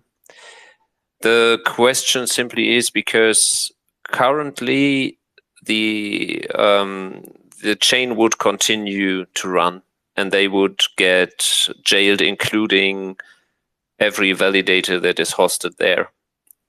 So it very much depends on what happens after that, in my opinion. So in my opinion, it's from a first thought, it would be the most likely case that the validator set would shrink if they would decide to shut their service on LUNC down. The validator set would shrink, but they would give pre-notice so nodes could move if desired. So even if, let's say, all the 29 or 28% would be shut down, the worst case scenario, that would mean you would have you still would have the chain continuing to run, and eventually once those nodes are excluded from the active set due to the issues, due to the jailing and removal, I could imagine the voting power would simply be distributed among the then active set. And I am not aware of how many validators are publicly based in the US or would be affected, but also I am not an attorney, I'm not a lawyer, but I don't panic in terms of seeing a high risk that it would it would cause the chain to collapse from that side. Well, I'm worried, and I'll tell you why. Because when you look at the case, they had their dismissal denied, and if you're going to rely on Ripple, that case is being appealed right now. And looking at all the external risk factors out there, we should have a contingency plan, and we obviously don't. And if TFL were to lose, and I believe there is about maybe out of 30, 9, at least 9 that I know of are American validators. And if all of them were to shut down, plus all nodes, I think we would have a problem. And that's what kind of worries me. And I just believe that, we should somehow come up with a contingency plan, maybe move some of our nodes outside of US jurisdiction. Now, how that's going to happen, I'm not sure. Are going to be new validators? I'm not really sure. But it's a hot topic, and that's something that no one's addressed. I mean, is it because no one in the LUNC community cares, but or you have to, you just don't no, it's part of the centralization issue. So if we would be decentralized, if we would have a quite equal distributed voting power about the set, that would be not that kind of issue. But as I said earlier, the issue is that people tend to look at what is successful and gather around those people. And that applies to validators also. You see a validator with very high voting power. You see a known brand in the space. You go to it. You don't really think about decentralization. And I think many entities that are staking on chain either don't care or don't even know what centralization or decentralization is about, or could bring, what issues it could bring. So that is something that I would hope that change to the commission handling would be bringing at least a bit.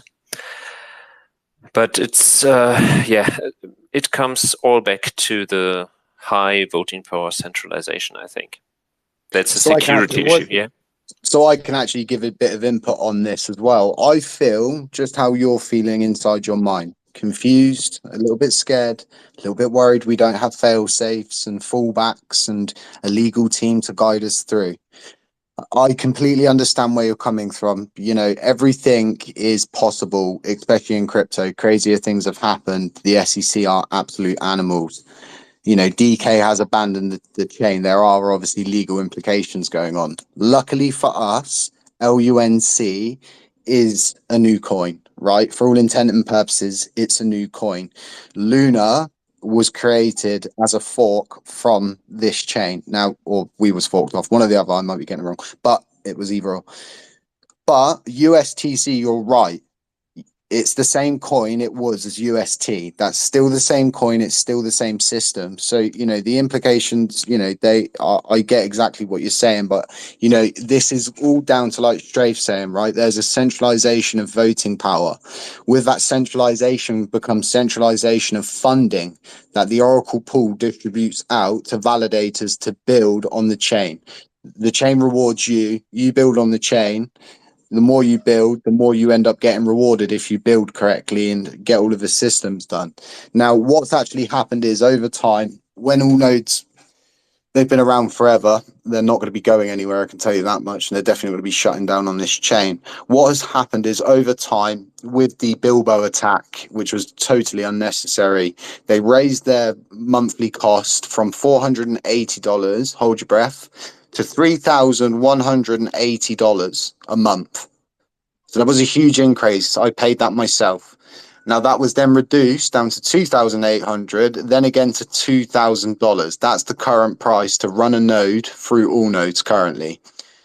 What I can tell you for certain is over the next month, 2 months, if things don't turn around and don't change, these validators will not be able to continue paying to run their nodes like Classy was. Classy put $8,000 plus into his node to keep it running, and now he's at a point where he just can't afford to do that because it's just not looking good enough for him.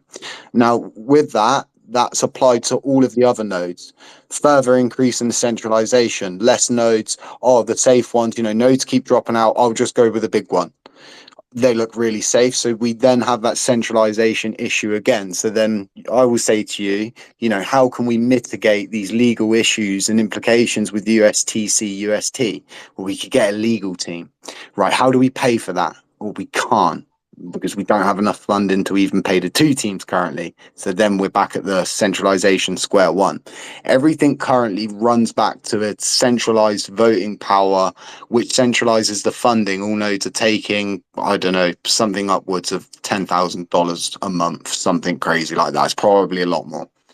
And same with the other nodes, and they're, you know, they're all building elsewhere apart from all nodes. This is something that everybody needs to understand is, you know, all nodes have been here for this community. Without them, this blockchain wouldn't be running because there wouldn't have been any endpoints that were reliable enough. Luckily, we have people like Hexagon. Yes, they have privatized the sector, in my own opinion, but ultimately they're still providing another option, which is what we need. We just can't afford it at the moment. But I hope that sort of eases your concerns. You're probably best going to speak to the USTC team and maybe asking them if they're worried about it, which they're probably not. They don't seem too worried about much. But you're probably best getting answers from them, Jerk. With all nodes, I know you're confident with all nodes, but I'm not too confident with all nodes because you know, this is an if. You know, there's a chance that TFL can win, right? Then we won't have any of these issues. If they lose and there's a court order out to all nodes, tell them that they have to cease and desist or stop supporting LUNC and you know, stop supporting our community, they're going to comply. You know, I know that they helped us in the past, but they're going to comply. And with that said, you know, our we can be lights out by Christmas if TFL loses. And that's a concern to me. And it kind of frustrates me. I've talked to people and it seems like, well, it doesn't matter. You know, you brush it off. But we could be lights out by Christmas. You're totally right. You're 100% right. We have not produced an environment where validators can flourish. So, you know, another kind of little story here.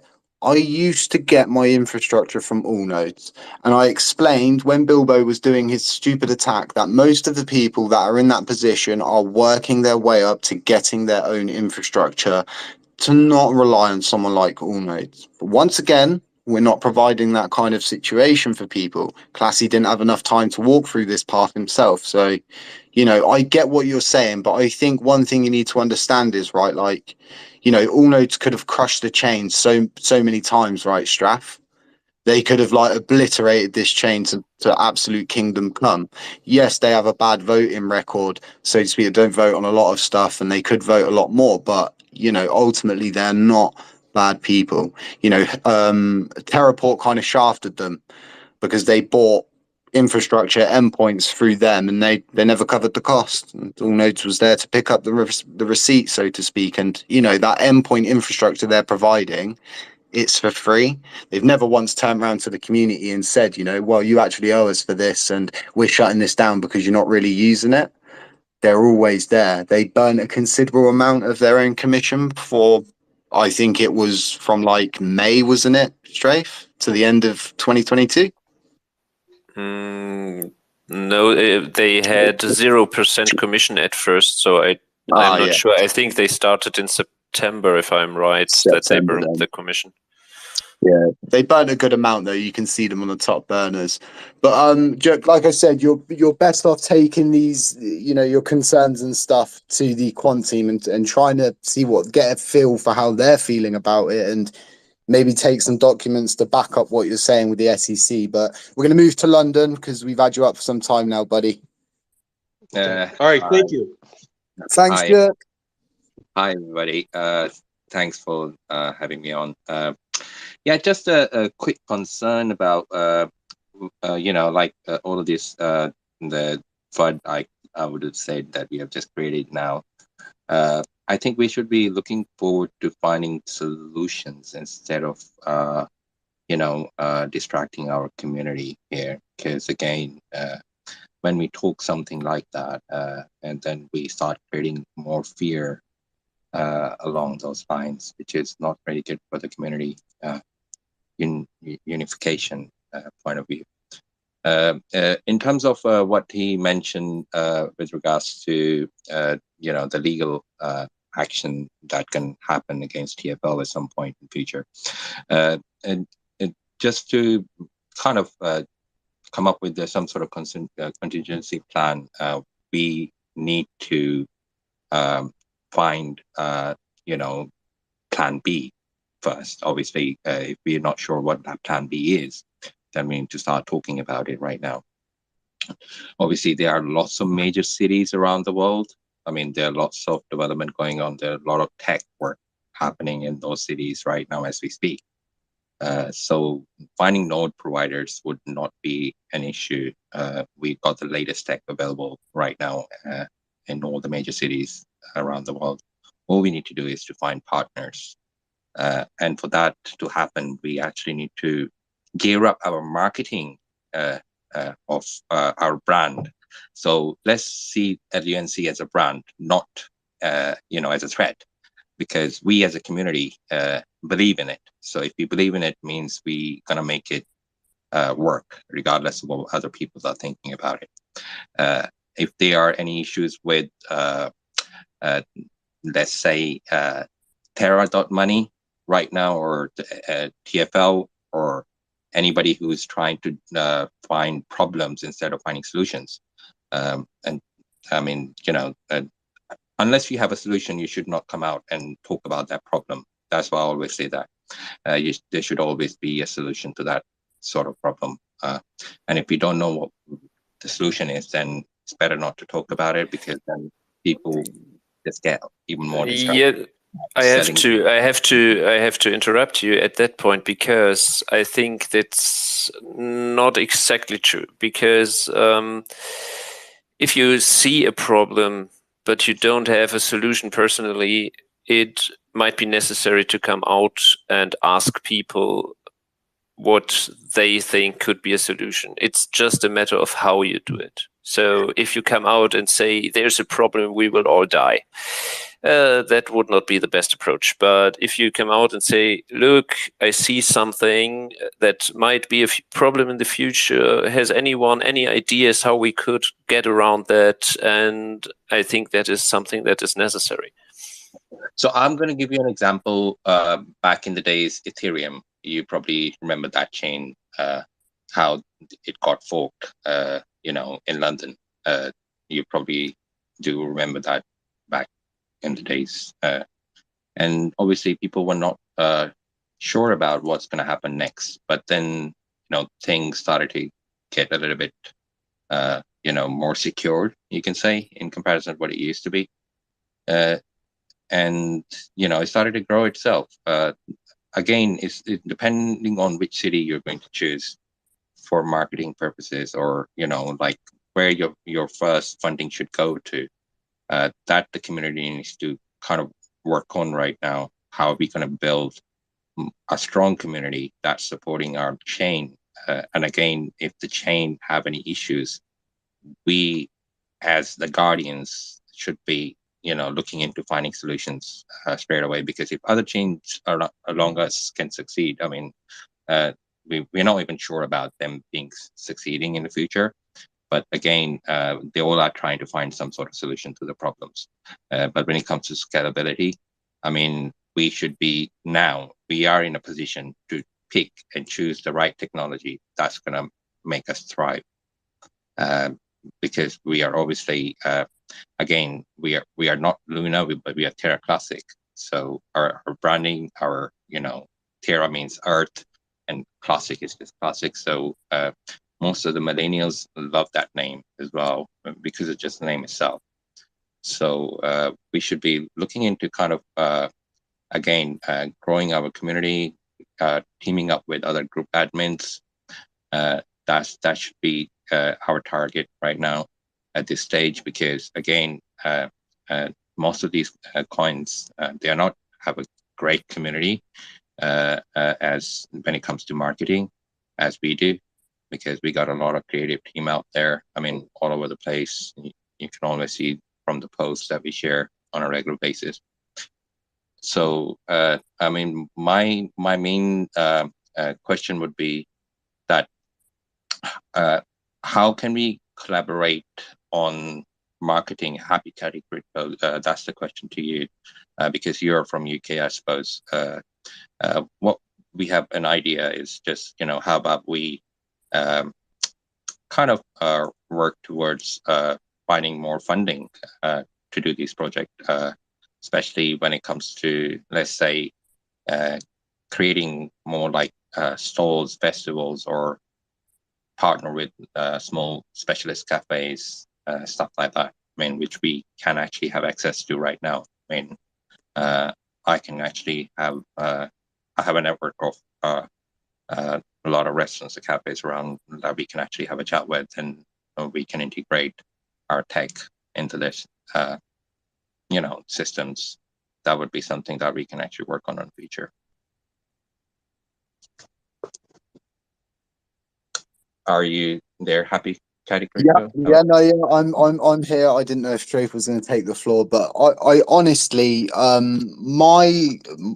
what I've learned is you can't shove things down people's throats. The best we can do is more or less just put the information out there and allow people to make a decision themselves based on what they've gone and done their own research on, so to speak, after things. But advertising and stuff, I do as much as I can, but I also work full time outside of this. So does Straff.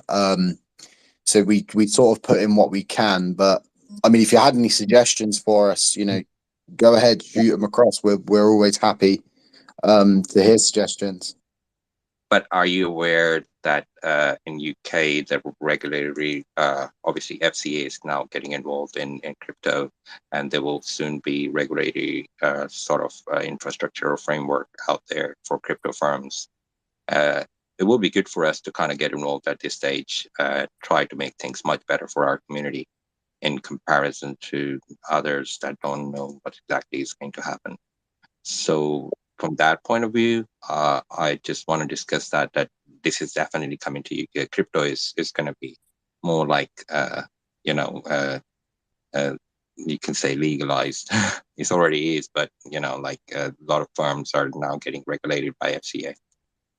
Yeah, so the most recent things that I know of, which there could be other things that have transpired since, but recently they tried to attempt to put crypto down as gambling winnings. So if you was to deal with your crypto profits or crypto in general, it would be dealt with in the same manner as gambling winnings, but that has not gone forward. But what I do know is I give lectures, I mean, like once a month, not very often, but sometimes every other month at my local university.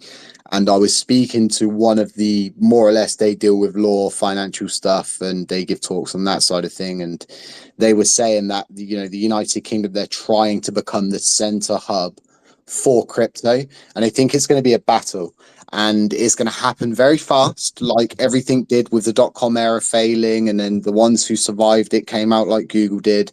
It's going to be a big scramble. It's going to be a real big scramble, but ultimately we can try to prepare as best as we can. But until they bring proper regulations forward, they pass them, they become law, that's when then you're allowed to act on them. Otherwise, anything else, you would just be merely acting on intuition and guesses as to what they were going to put through as regulation. But no, I totally get your concerns. Let me tell you something that you probably wouldn't know, that we as a community need to be ahead of regulation. In other words, we need to actually either work with them or work with FCA ourselves to understand what can we do to make it more legit for everybody to adopt. So we are heading towards mass adoption here. Now, being in London is one of the things that, if you look at the way the demographics work here, you got the whole world living over here. They are all influencers. They're all connected to back in their countries, and they all got something going on, some sort of businesses going on in London. So what we actually need to do here is, as you can see, everywhere is a development going on right now in London, especially in Wandsworth. You got Wandsworth, one of the big area. You got one other council, which is Lambeth, one of the biggest council as well. So we know that what sort of communities live there. So for example, Lambeth is pretty much all Africa. And then you got the Wandsworth where you got Chinese, you got, Arabs, and you got a lot of the other communities, living together. But they also have a lot of businesses spread out throughout the world. So that's what we are targeting right now. That's the community we are working on. So why we think LUNC is going to succeed, because we are mostly to do with events and parties. And obviously when we see that as a brand for the future, we attract a lot of creativity using that marketing revenue stuff. So the community drives it. And in other words, the creativity drives the brand itself. And without creativity, I mean, we cannot move forward because people would not look at our posts. They won't kind of pay any attention. So yeah, I mean, HappyCattyCrypto. So this is what I want to say. If you actually ever want to start at some point, to discuss this in detail, a contingency plan would be something that we should be having a discussion on, and just things, in case things go south, we need to have a plan in place. So our community just don't run to other coins. We want to make sure we stick together. I'm not sure if I'm making sense, but this is what our plans are.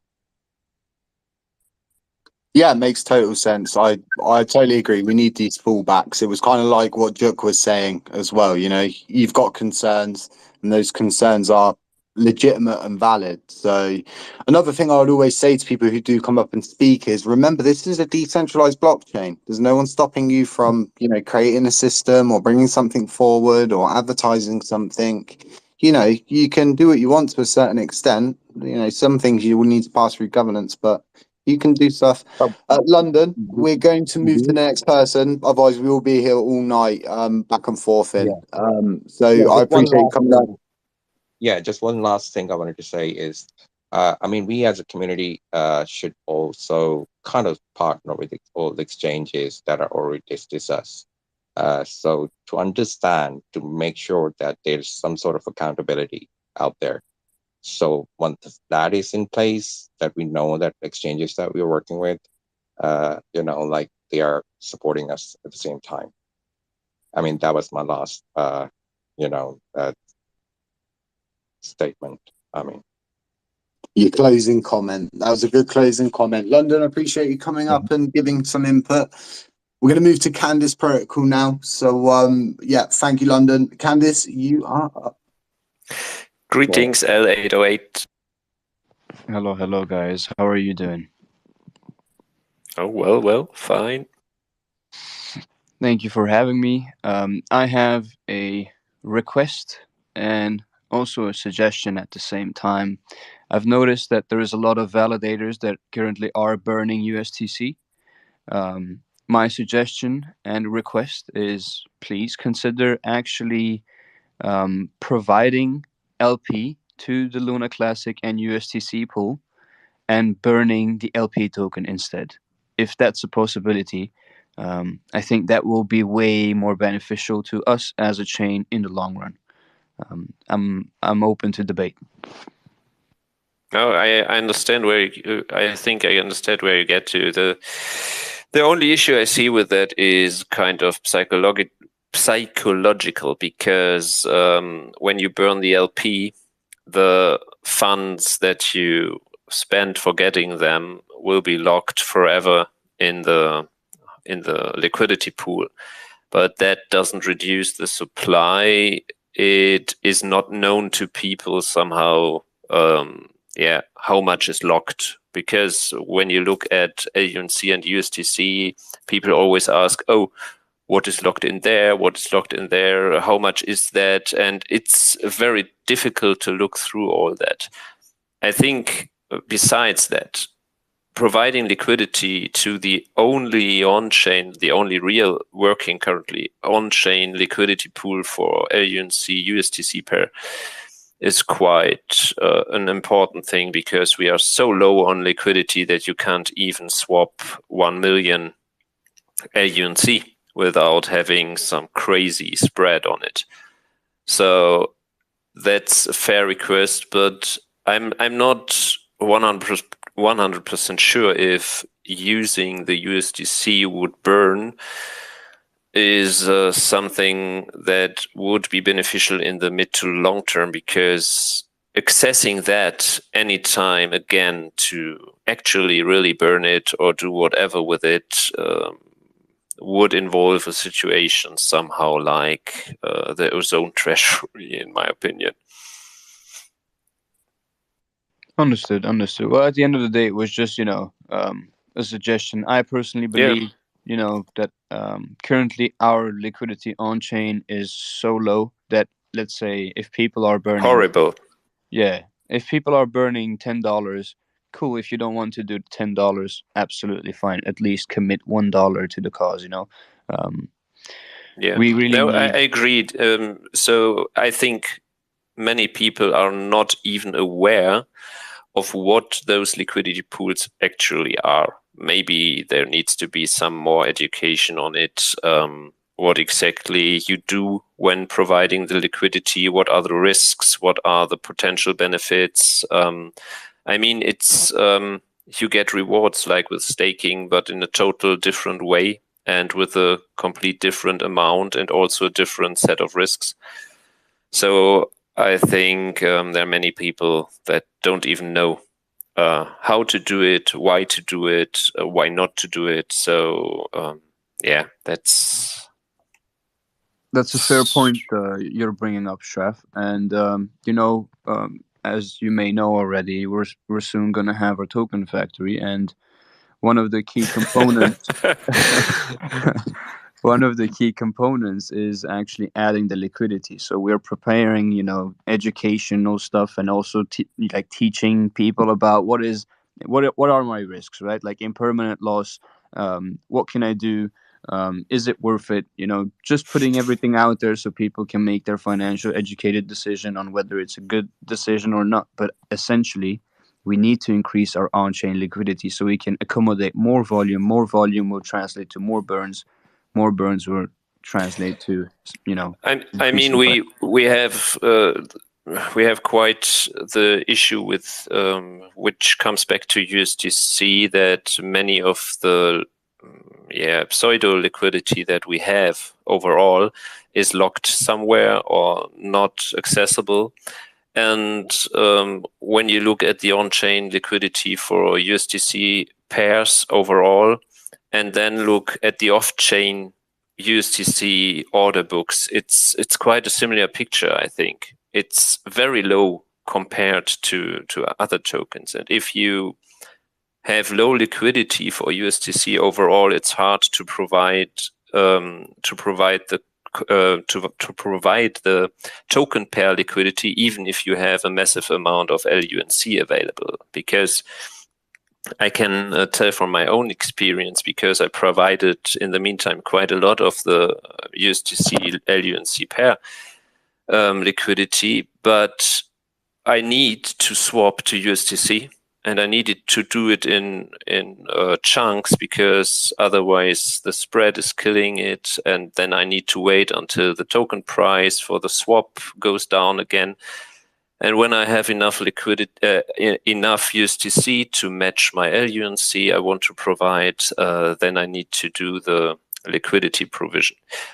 But that's a really complicated and lengthy process overall for even providing, let's say, 2 or 3 million LUNC and the corresponding USDC amount. And that's an underlying issue with everything we currently have. It's not easy, I think.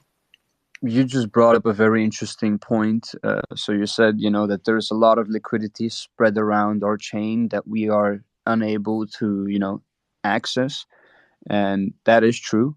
I personally have been, tracking at least 25 million USDC that is stuck in decommissioned tokens, and that's just lost and locked forever.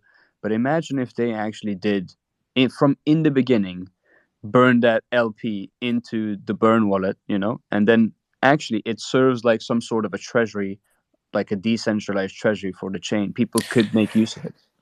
But you would have to publicly have a list somehow how much of the funds in those pools are locked forever, because people need to know, okay, how much of that really is gone forever. That's a bit of the issue, I think. If you look at the liquidity pools and see a liquidity of $100,000 in it, how would you know if what is in there is locked or not? And that is really something, because when you provide the USDC liquidity and with it the LUNC that you need to match this USDC and then burn the LP, you also lock the LUNC forever. So you don't only burn your USDC rewards, you burn also half of the LUNC rewards, because it's 2-to-1 factor in the rewards currently. At least. Right. It also raises more concerns. So if you start thinking like that, like Strafe was saying, right, how do you then, determine between what wallets are truly dead and what truly is wallet, how do you determine all of that? And then once again, right, something that was raised today inside our NFT group was somebody's lost access to their wallet, nomonomics. Can they get their penguin back, or penguins? Quite a few of them. And the simple response is no, you can't. And for example, if we start to delete wallet not wallets, delete coins. God, he's put that in my head. Look. Delete coins in wallets or delete coins in contracts or different places that we determine is this, that, and the other. It becomes a slippery slope of then, all the Terraport funds and, what about all of the wallets that are just lost to time and, the amount of LUNC coins that are just not going to ever be achievable, ever. It's real, it's real, and it just becomes a slippery slope, I believe, once you start deleting whatever you want in whatever wallets. And, we all know to do that, you've got to introduce a blockchain in state, which is even worse. And 10% of the virtual USDC supply is not even in USDC. It's in SDT in the TFL wallet. So if for any reason they would on-chain swap those SDT, they would, I think, mint around 980 or 950 million USDC in 1 second, just because of the mint burn mechanism. So there's not only those USDC funds that are spread among all those wallets that might be difficult either to access or even to see if they are owned by an entity, owned by the community, owned by people that abandoned them, that lost access to them, or that just wait for 2 or 3 years and want to check back later and whatever. But that's a totally different topic, I think. What you said with the liquidity pool tokens, I think using the commissions for it is okay, but it doesn't really matter in terms if you do it instead of burning, because it locks it away instead of burning it, and the liquidity provided by that would be quite minor. I think it would be much more beneficial if people diversify between, for example, staking and liquidity providing, diversifying the risk, diversifying the lock duration. And I would be glad if we had some more people considering providing liquidity overall, because it's it improves the swap experience that people make when they use on-chain. I don't know how the Astroport situation will evolve. Let's say they decide to merge it with the TerraSwap liquidity pools. That would be something that would, I think, bring a lot more to them. But this is all not decided, and I don't know what the actual status of it is. I think it's still trying to get the governance of Astroport back up. So I would just like to add one thing. So you mentioned how would people know whether, like, the rich list of the LP, let's put it this way. So in the token factory, we already have implemented a feature to where anybody can literally add any token, so that includes LP tokens as well, of any pair, into the token factory, and it will pretty much add it to the list, and people can see the rich list. So, people do not have to trust me, you Happy, you Strath, they don't have to trust us. They can literally go and verify for themselves. No, I understand. That's not my concern, because the rich list would only show you which LP token belonged to which address, but you wouldn't know how much LP tokens are lost and can be used for reclaiming the liquidity inside of. But the burn wallet is a wallet as well, right? No. It's a module. Yeah, it's a module. So it doesn't hold coins. What you perceive as as that burn wallet is actually just all of the it's governance, isn't it, Strafe? It handles like everything.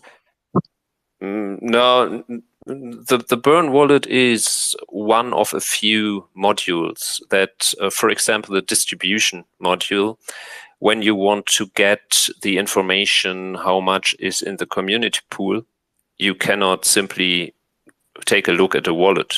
So you would have to query the community pool because there's a distribution wallet that holds multiple sources. And the same, but in a different manner, is for the burn wallet. It simply takes the coins and doesn't store them in the wallet. So there is absolutely no way of querying the burn wallet contents for LUNC or USDC. They are simply erased from the state of the chain. Though I am not sure 100%, what about CW20 tokens, which also the liquidity pool token is? So I don't know what happens if you, it might in fact be that if you send CW20 tokens, which might also be the LP tokens, to the burn wallet, instead of really burning them.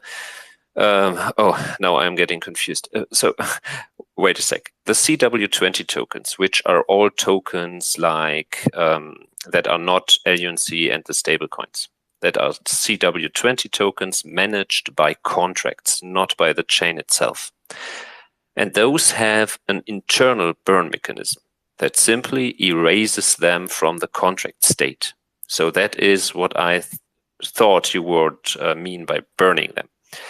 When you send them to the burn wallet, they are not actually burned. They are just transferred to a different wallet, which means the contract holds the information of wallet name contains that much of funds.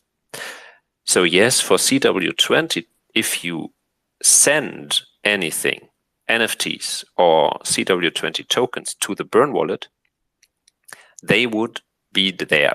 If you burn them through the burn function that the CW20 token has, then they are gone as if you would send native LUNC, USDC, and so on to the burn wallet. That's complicated. It's the burn wallet is somehow like the burn mechanism inside the CW20 contract, but sending to the burn wallet is not the same as if you do it with LUNC.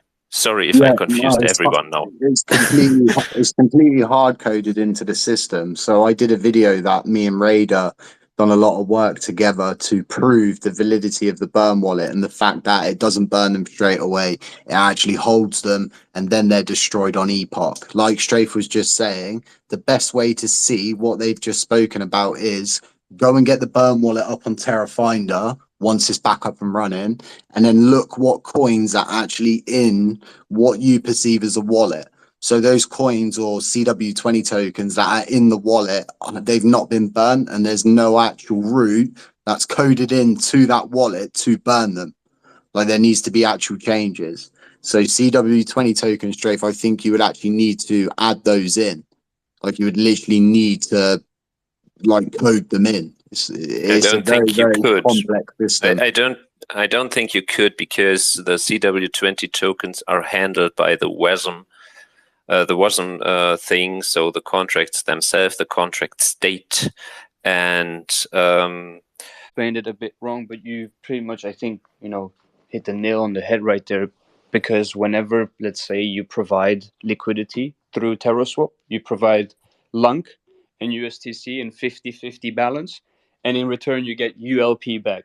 The ULP that you receive back, essentially, it is a CW20 token. So if you just transfer it over to the burn wallet, you can still track it. That's true. You just must not burn it then. You just have to transfer it to the burn wallet, which sadly is something totally different for CW20. That is correct. My apologies. I explained it a bit wrong, but that's essentially what we're trying to pretty much achieve, in a sense, because we believe that will pretty much help this chain dramatically. So we've actually got we're live on YouTube as well as live here, and then we're also live in a Patron system thing as well. And we've got the same question actually being asked across board, and it's actually quite a valuable question, Strafe, and it's why have none of the developers come up to ask questions? Why are they not concerned? Why does it feel like the end of LUNC if the devs are not asking questions and validators are not voting? It's game over, IMO. You know, it would be good to have Gevik come up. I have invited him a couple of times, but Gevik, I've seen you in other spaces, so you know, I don't know if you're a little bit microphone shy, but come up, talk to us, let us know what's been going on. I think the community would like to hear, a response, I guess, about what we've been discussing. So feel free to come up. What do you think, Strafe? Yeah, what do I think? I think it's always good to hear different sides of the system. So saying level 1, level 2 developers and whoever is involved in all of this. Can I talk a little bit about statistics, just for a fun, whilst what I wanted to say is, there are about 8 million kids that turn 18 this year. I was talking about it to a lot of people. Youngsters usually, when they turn 18, they can actually have access to crypto. They can buy them. 4 million in USA and 4 million in UK, in Europe itself. So if anybody knows any 18 years old, and they just kind of influence them into buying LUNC, which is quite cheap at this time. So that will actually, and let the AI work in the background. I'm sure the 18 years old are quite good at telling their friends, and that could easily kind of get us free marketing there. Yeah, be careful with those things, because influencing between those people very quickly leads to accusations if something doesn't go in the direction it was thought it would. So you could tell them about the system, could tell them about LUNC and tell them to look into it, and but they still would first have to dive into it, because simply getting someone to buy it is like It's actually called coercion. In the United Kingdom, we live in a country where if you want to advertise, for example, a Kinder Egg, you are not allowed to advertise that Kinder Egg within a certain distance of any school. They're very, very strict on how you approach things. Even advertising to students specifically is prohibited in the United Kingdom. But Candice, you've got your hand up again. Did you want to go? Yes, sorry if I asked too many questions, but since I saw that, Echelon and Gevik were here, and you guys also mentioned that, you would like the devs to be up here, I have opened up a issue in your repo because the Terra Classic station, for some reason, does not have the wallet page anymore. So I have raised that concern, and I've also provided my wallet for the 150,000 Luna Classic bounty. Thank you.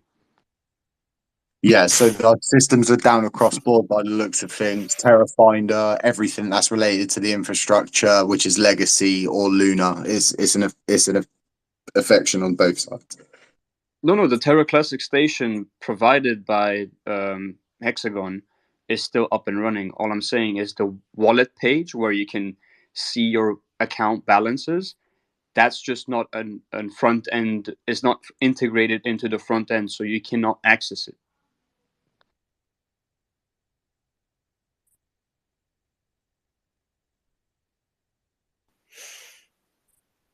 No one that wants to add any thoughts or any questions? I think it doesn't even need to be specifically for what we talked about, because at the point we are now, it's quite late, and if no one wants to speak about anything anymore, I think the space has somehow reached its end. I agree. I think we've covered a lot. It's quite clear no developers want to come up, that's for sure. And we've more or less covered everything. So, folks, The links to the Commonwealth that we've discussed is up. It's in the community tab, not the proposals tab or governance tab, sorry. If you want to go look at that, if you want to look through what we've read, and yeah, we'll probably give an update soon as to making the first step with the first proposal and try starting to get things a bit more aligned, organized, and try reduce our overall running costs. We'll see what we can do. Folks, thanks for showing up. Appreciate everybody's input. And Thank you.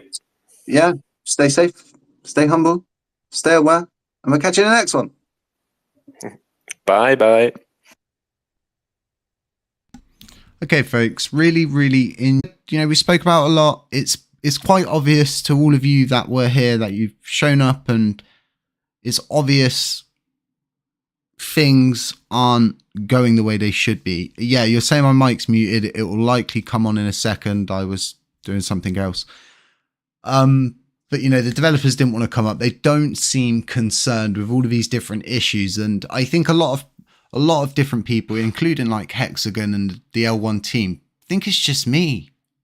It's just me who's saying all of these things, and he's just he's emotional, this, that, and the other. No, you're just gaslighting me. So you've heard it from somebody else who is very neutral in what he does. He doesn't take sides. He stands for the blockchain. If I'm in the wrong, he's going to let me know, and he always lets me. We always disagree on so much. You wouldn't believe it. You wouldn't believe we have such a relationship that we do, with the amount that we actually argue and bicker with each other about things. But ultimately, that's the way it should be. And you should be able to meet in the middle, move forward, and keep on building with this blockchain. So folks, I want to say thanks to all of you who showed up here on YouTube. It really helps the channel when I do stuff like this. And, a lot of people would be like, oh, we're doing live in 2 places. But, there's a lot of people that don't have Twitter, like Dodgy Git. He's banned because, well, he's a dodgy git. So, it tells its own story. But, try and share this information, raise your flags. You have a responsibility yourselves to get on to these different developers who are not doing what they should be doing and deviating off course. But honestly, this united vision has a lot of potential to change this blockchain and start pushing it in a more positive direction. Folks, stay safe, stay humble, stay aware.